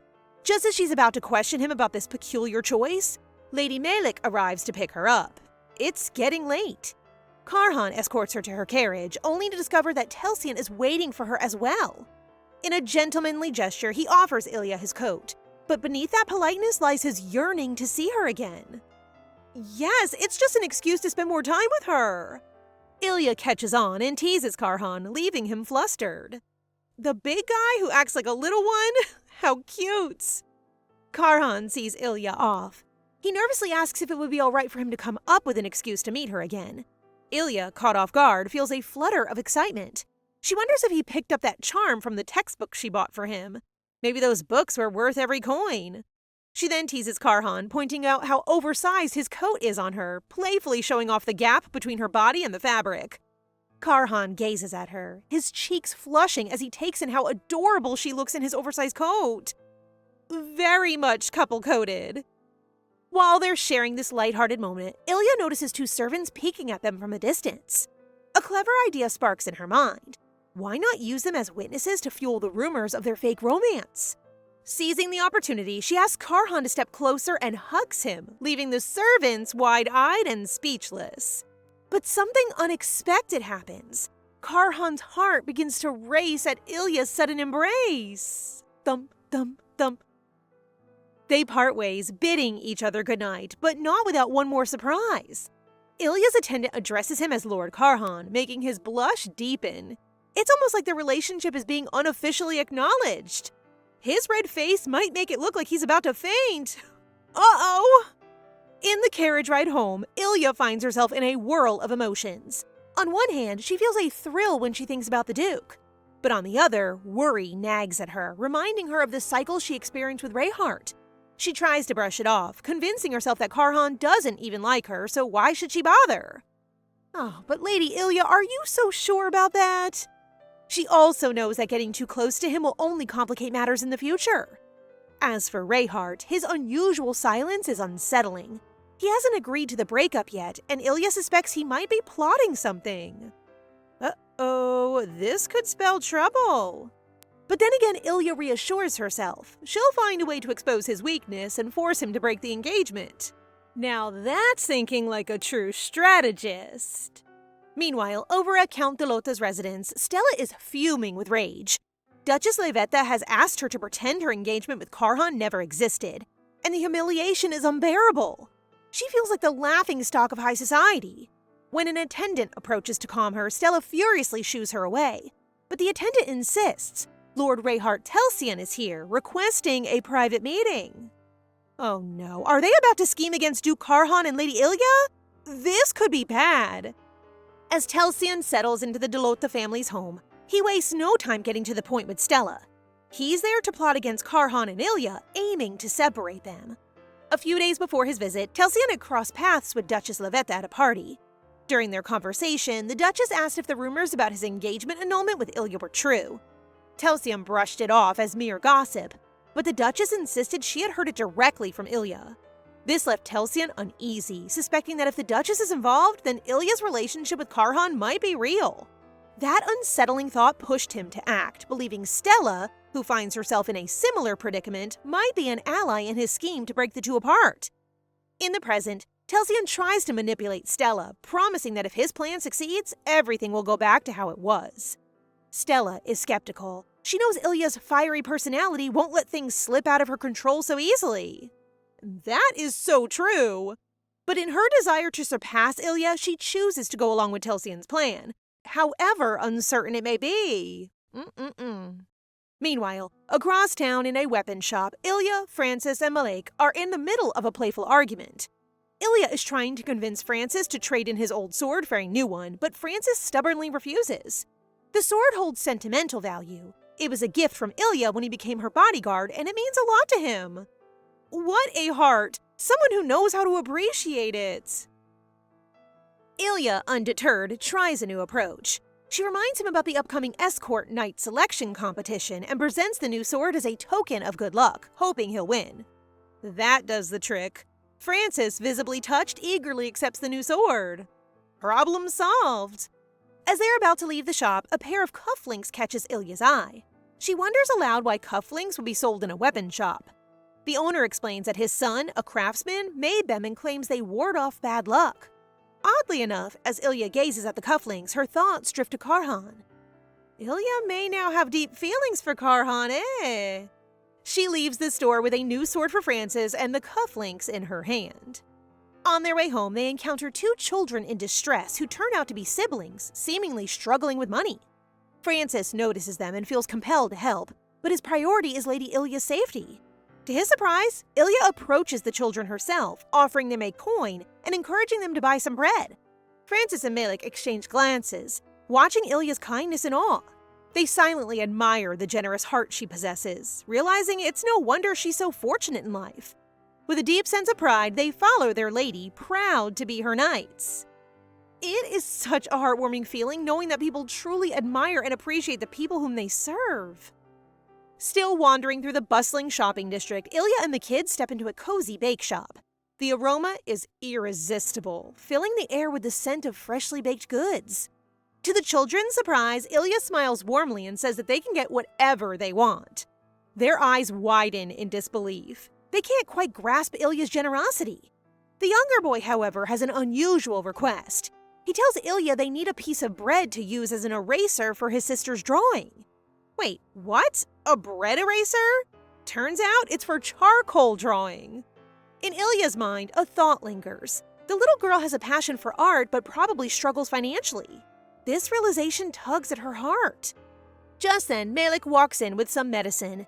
Ilya had sent him to buy it earlier to treat the scrapes the children got when they fell. She calls them over and gently applies the medicine to their wounds. What a golden heart she has! But what she says next truly touches the children's hearts. She tells them that whenever they're hungry, they can come back to the bake shop and take whatever they need. She's already paid the owner in advance to cover their future visits. As a bread lover myself, I am so jealous. Ilya then leads the children to a table brimming with delicious breads and pastries. But these kind-hearted children don't forget about their neighbor. They immediately think of sharing with their friend next door. That's right, kids. Even the smallest act of kindness can make the world a better place. Watching them enjoy the treats, Ilia smiles. She knows that giving them food rather than money is the right choice. Sometimes kids are exploited by their guardians, who use them to extort money from well-meaning people. It's a sad reality in today's world. Wicked schemes are all too common. Just when you think Ilya's kindness can't be topped, she surprises the bakery owner.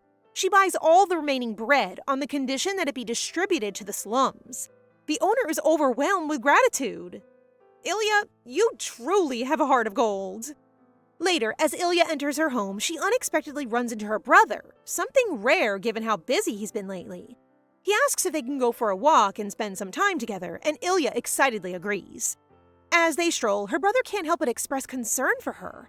He gently asks how things are going with the young Duke, Karhan. Ilia beams and assures him that they're doing great. She appreciates her brother's concern, knowing he's only worried she might get hurt again. But this time, she's certain Karhan is different. He's a good man. Her brother admits that he regrets his cold attitude toward Karhan and is trying to reflect on it. Still, he's cautious, saying he needs more time to figure Karhan out. But in the end, he concedes that if Ilia truly likes him, there's little he can do. Sibling love at its finest. Ilia is touched by her brother's concern, so she gives him a gift, a customized pen designed to ease the strain on his hand. How thoughtful! My brother and I could never. Her brother is moved by the gesture, his heart warmed by his little sister's kindness. In return, he invites her to join him for dinner. As they walk back home, they talk about their father's upcoming exhibition, mentioning that he's been in high spirits lately. The next day, an invitation arrives for Karhan from Ilya's father, Illya Blodin. But something strange is happening. Karhan and his attendant are in full panic mode. It turns out Karhan is studying intently for the exhibition he's been invited to, and he's taking it very seriously. His attendant tries to cheer him up, encouraging him that he can ace it. But Karhan is a bundle of nerves. It's like he's preparing for a battlefield far scarier than the military. At the art exhibition, Count Khalif greets Karhan with boundless enthusiasm, practically ushering him into the exhibit. As Karhan looks around, he becomes captivated by the array of classic artworks on display. It's truly a paradise for art lovers. For Count Khalif, having Karhan at the exhibition is a great honor, and he's eager to impress the young Duke. The excitement builds as the Count points out a painting featuring a blue star set against an abyss. He reveals that it's a piece he imported himself. Karhan recalls the explanation about the painting and delivers a compelling interpretation that leaves the Count thoroughly impressed. His attendant beams with pride for his lord. They make quite the duo, a must protect. Just when things seem to go perfectly for the Count, Karhan surprises him by asking for his opinion on another painting. The Count feels genuinely touched, realizing that the Duke values his perspective, something even his family seldom asks of him. As the Count shares his thoughts, he becomes so engrossed that he loses track of time. Suddenly glancing at the clock, he realizes he might have overshared and quickly apologizes. Yet Karhan is patient, thanking the Count for his thorough explanation. The Count can't help but think that he's starting to like Karhan a bit too much. Continuing their tour, they arrive at the section featuring abstract paintings. The Count eagerly shares his expertise, revealing his fondness for this style. He highlights a painting filled with light colors that evokes a warm feeling.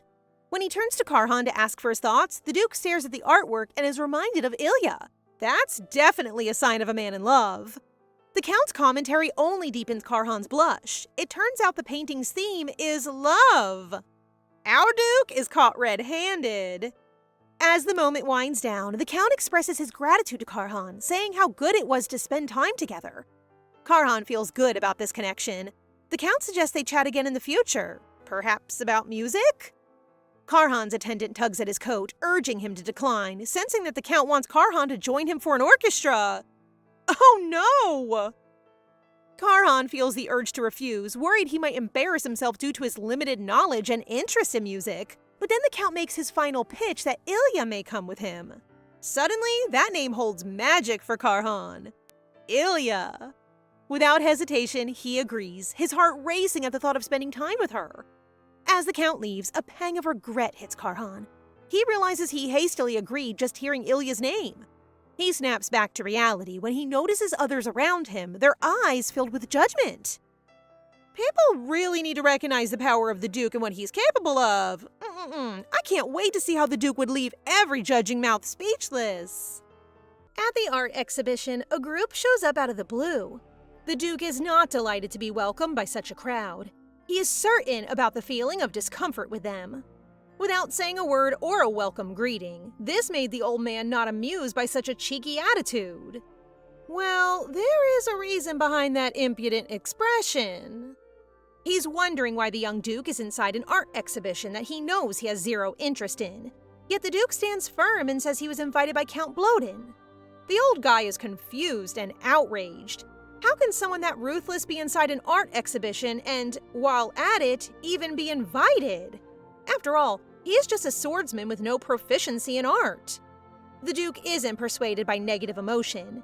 He needs to prove to himself that he is worthy inside the convention. Just moments later, he realizes that the person is someone he recognizes. Ah, yes, it's Elder Glossia. No wonder the tension is through the roof. It's been a long time.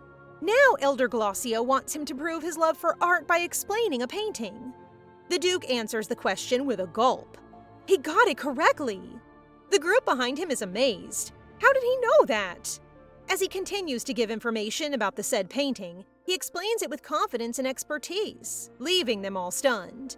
But they don't fall for such an act. Maybe he recited all that before the exhibition. Upon discussing a painting, Lady Ilia appears. She notices the Duke from afar. She's surprised to see him. Both stare eye to eye. The Duke is also as surprised to be crossing paths with her inside the exhibition. She clearly did not get the memo, but hey, at least she's here for him. While observing the Duke's body language, Lady Blodin is not surprised if something happened while she wasn't there in the conversation. Anyway, she did not know that her father had invited Karhan. Many dispute the Duke. Just because his reputation is believed to be horrible, that doesn't mean he's not someone qualified to acknowledge art as it is. The lady cannot just stand there and witness such an act. She goes to the Duke and grabs his arm. Courageously enough, she admits that the two are in love, and the group is flabbergasted. Wait, this is too much! She defends the Duke. Just because he is misunderstood doesn't mean he becomes less of a human. Art is something Karhan enjoys. His intimacy could also be the reason why they don't believe him. Lady Blodin then whispers to him the plan, and that is to show them the secret weapon, his smile. Charm will surely change their opinion, won't it? With that one smile, everything is resolved. Elder Glossia and the others soon leave. Karhan feels grateful to Lady Blodin, though he knows he still has a long way to go. She reassures him that change takes time and praises him for proving himself despite the uncertainty. Moments later, Count Blodin enters and is stunned to see Ilia, unaware that she is meeting the Duke. Curious, Ilia asks why he invited Karhan, but he cannot reveal the truth. Karhan eases the tension, saying he insisted on coming. Ilia accepts this, and Count Blodin thanks him, inviting him to the orchestra next time with her present. Since they're already there, they decide to walk through the artworks together. That was close, but I still sense a different vibe here.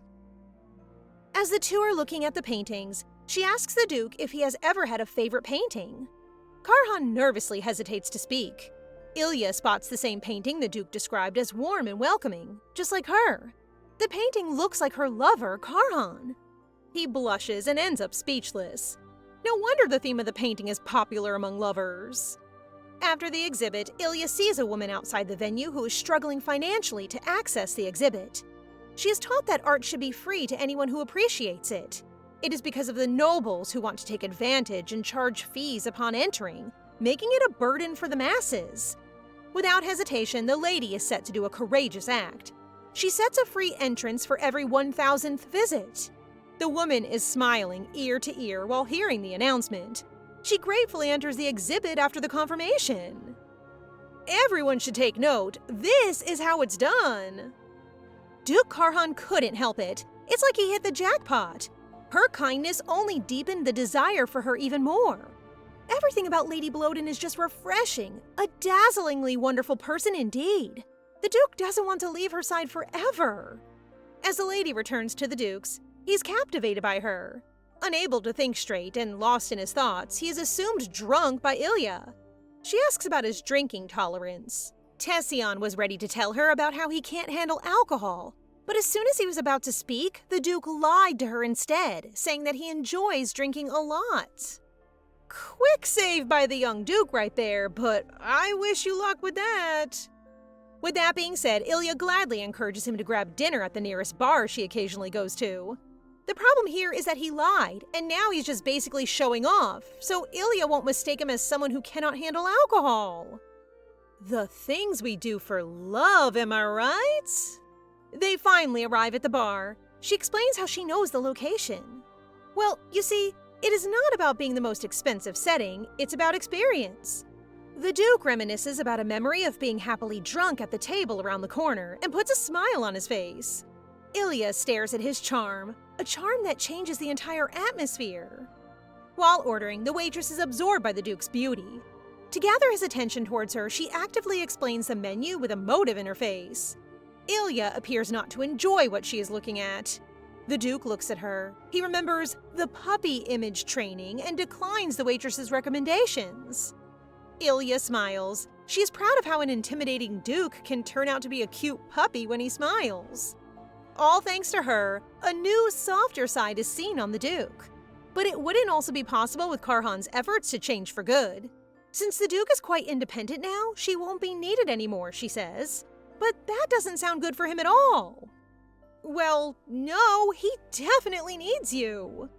Karhan can't stop thinking about what she said. He needs her deeply.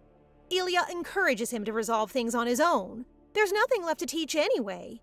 He's left uneasy. She didn't even mean it that way. As the food arrives, Ilia wonders about his alcohol tolerance. He hasn't taken a sip, so she asks if he's fine, and he flusters. To her, he simply looks like an adorable Duke. Since the contract, they've grown closer and could become true confidants. Karhan then opens up, catching her off guard. He believes he is a mistake, someone bound to be misunderstood and unworthy of her guidance. She comforts him, using France nearby as an example, explaining that understanding intentions helps conversations flow. They continue their dinner, relying on their growing closeness.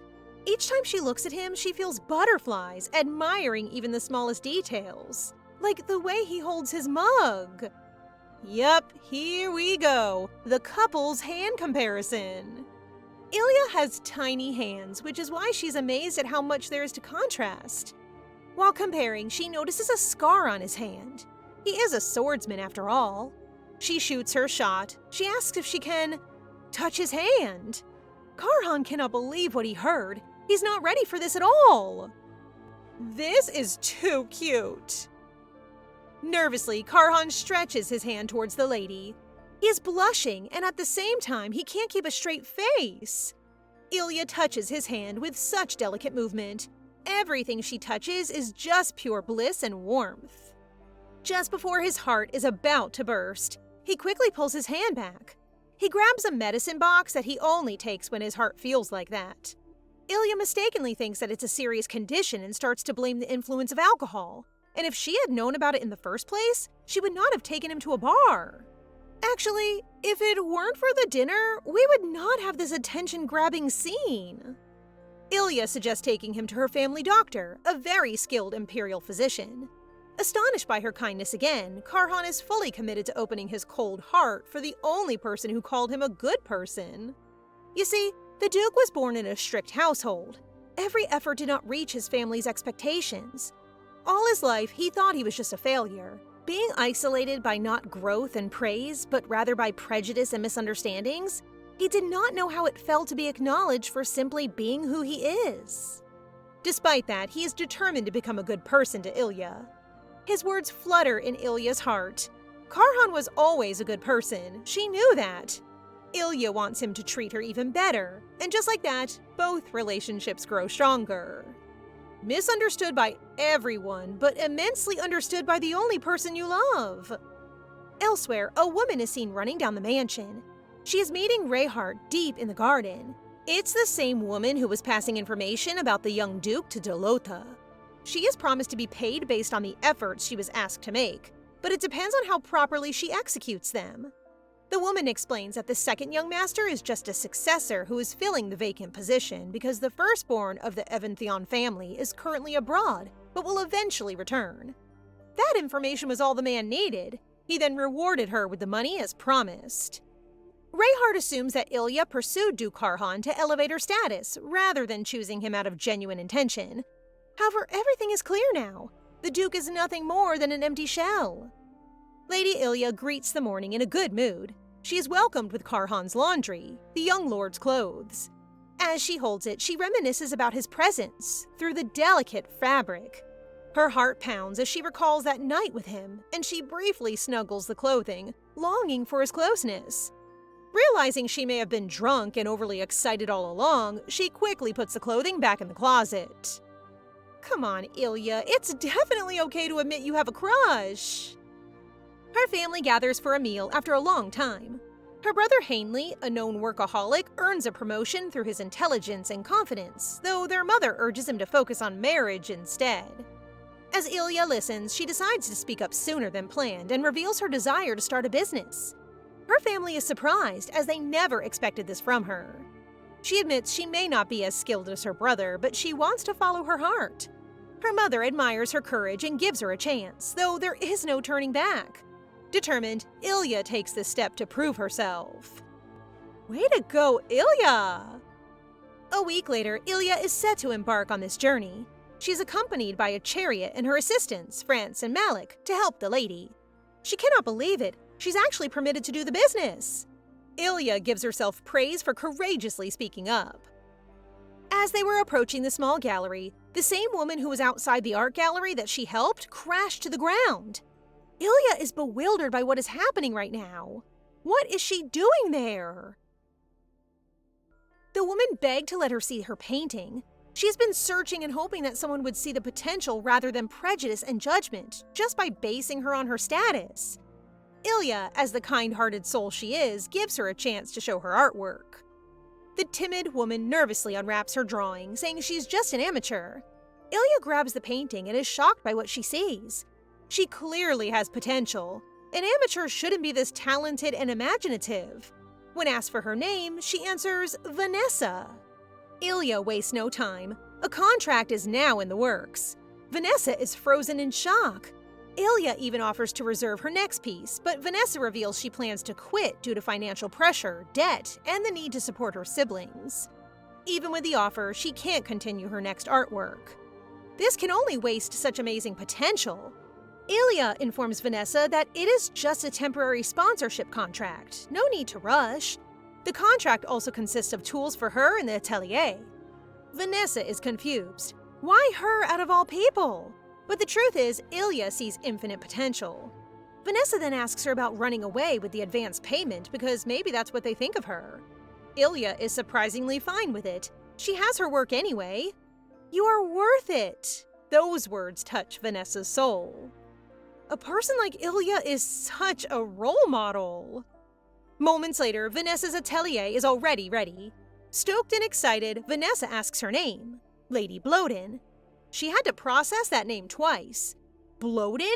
It's a familiar name she definitely recognizes. The two will go into great detail and will discuss more about it. A week after that, Karhan receives a letter from Ilia. It's been a while since they contacted each other. After that dinner in the bar, Ilia stated accordingly that she's not much of a help to him anymore. The letter is a token of gratitude for the coat he lent her. Lord Karhan asks Tession about his appearance today. He wants to look presentable for the lady. Tession admires the Lord's efforts, but for everyone else, his asset is his clothing choices. It highlights his charms. For sure, Ilia would be delighted to see such magnificent style. Tession is right. I do have to agree with that. While that conversation is going on, Karhan can't seem to stay focused. He's distracted by someone strange who is standing behind him the whole time. The man knew how Karhan had been acting lately. He was the person who would typically slaughter everyone who approached him on the battlefield, but he had turned gentle.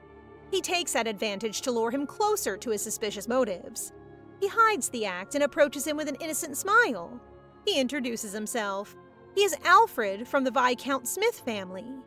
Alfred compliments his book, a step toward creating a connection with Karhan. The Duke sees kindness within Alfred, not knowing what's behind that awkward body language. He remembered the advice the lady gave him about making friends. Karhan shares more information about the book, until he mentions Lady Ilia. Alfred can't hold himself.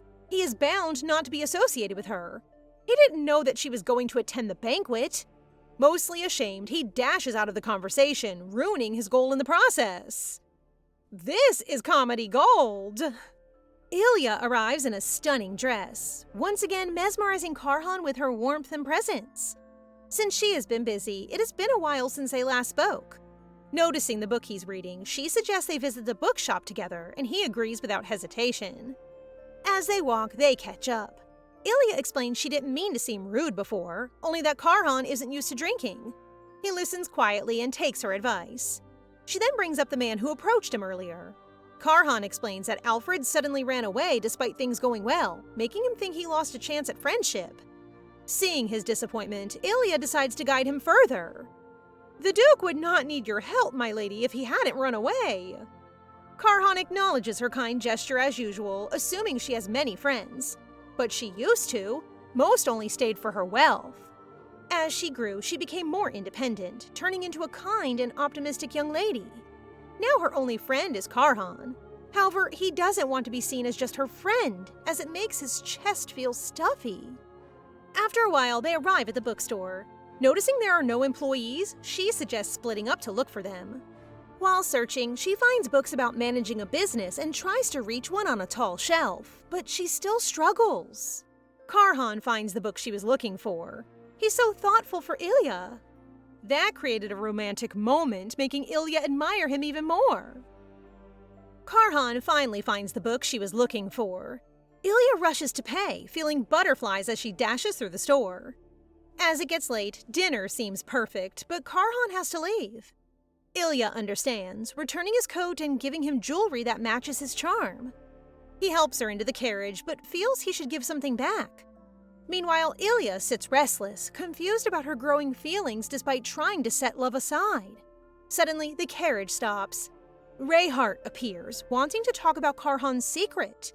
Though uninterested, she tries to leave, but he stops her. Just then, Karhan arrives right on time. This could end really well or really badly. Reheart leaked the secret and Ilia froze. So Karhan isn't a real heir all this time? Karhan was afraid that she might know the truth, and now it's happening in real time. Ilia already hears enough. She doesn't care about who Karhan is. No matter if he is just a pretentious scarecrow, she still values him for who he is. Reheart warns her that she will regret this later on in choosing Karhan over him. The two leave him behind, just like how their breakup ended so abruptly. She is following her heart until the end. Wow! Karhan feels like he crushed Ilya's trust. He feels like a disappointment. Ilia gets it all now. Instead of feeling angry at him, she comforts Karhan. When he was young, his mother loved him and cared for him, until one day his family just went cold all of a sudden. Karhan did not know the cause. That's why he became a ghost in his household. Without his brother around, he was ordered to be the temporary heir of the family. That is why he received no training whatsoever. Ilia processes everything, yet she remains true to her emotions and settles them. Ilia is grateful for the Duke's help earlier, and with that, she wants to repay the gesture with something greater. She wants to end their contract and sign a new one. He should become the real successor, but he is afraid. Ilia assures him of one thing. She is always on his side to support him. These two, I swear! Considering how much Karhan has improved personally, he qualifies to be the real successor. He reaches her hand with such delicacy and warmth. She is now in charge of his training. And just like that, once again, he is right where he wants to be, in her care. In the end, it isn't about status, reputation, or the truth others tried to force onto them. It is about choice. Ilia chooses Karhan for who he truly is, and that choice changed everything. Even with a past filled with neglect, doubt, and his future clouded by fear, she never once wavered. Instead, she gave him something he had never truly had. Someone who believes in him. And as their paths begin again under a new promise, one thing becomes certain. This time, Karhan won't have to face it alone. So ends the story of I Raised My Fiancé with Money. It's been quite the journey, hasn't it? But what better way to end it than the companionship of our main characters? Thank you for sticking with us in yet another manhwa recap. Stay tuned to our channel to catch the next one.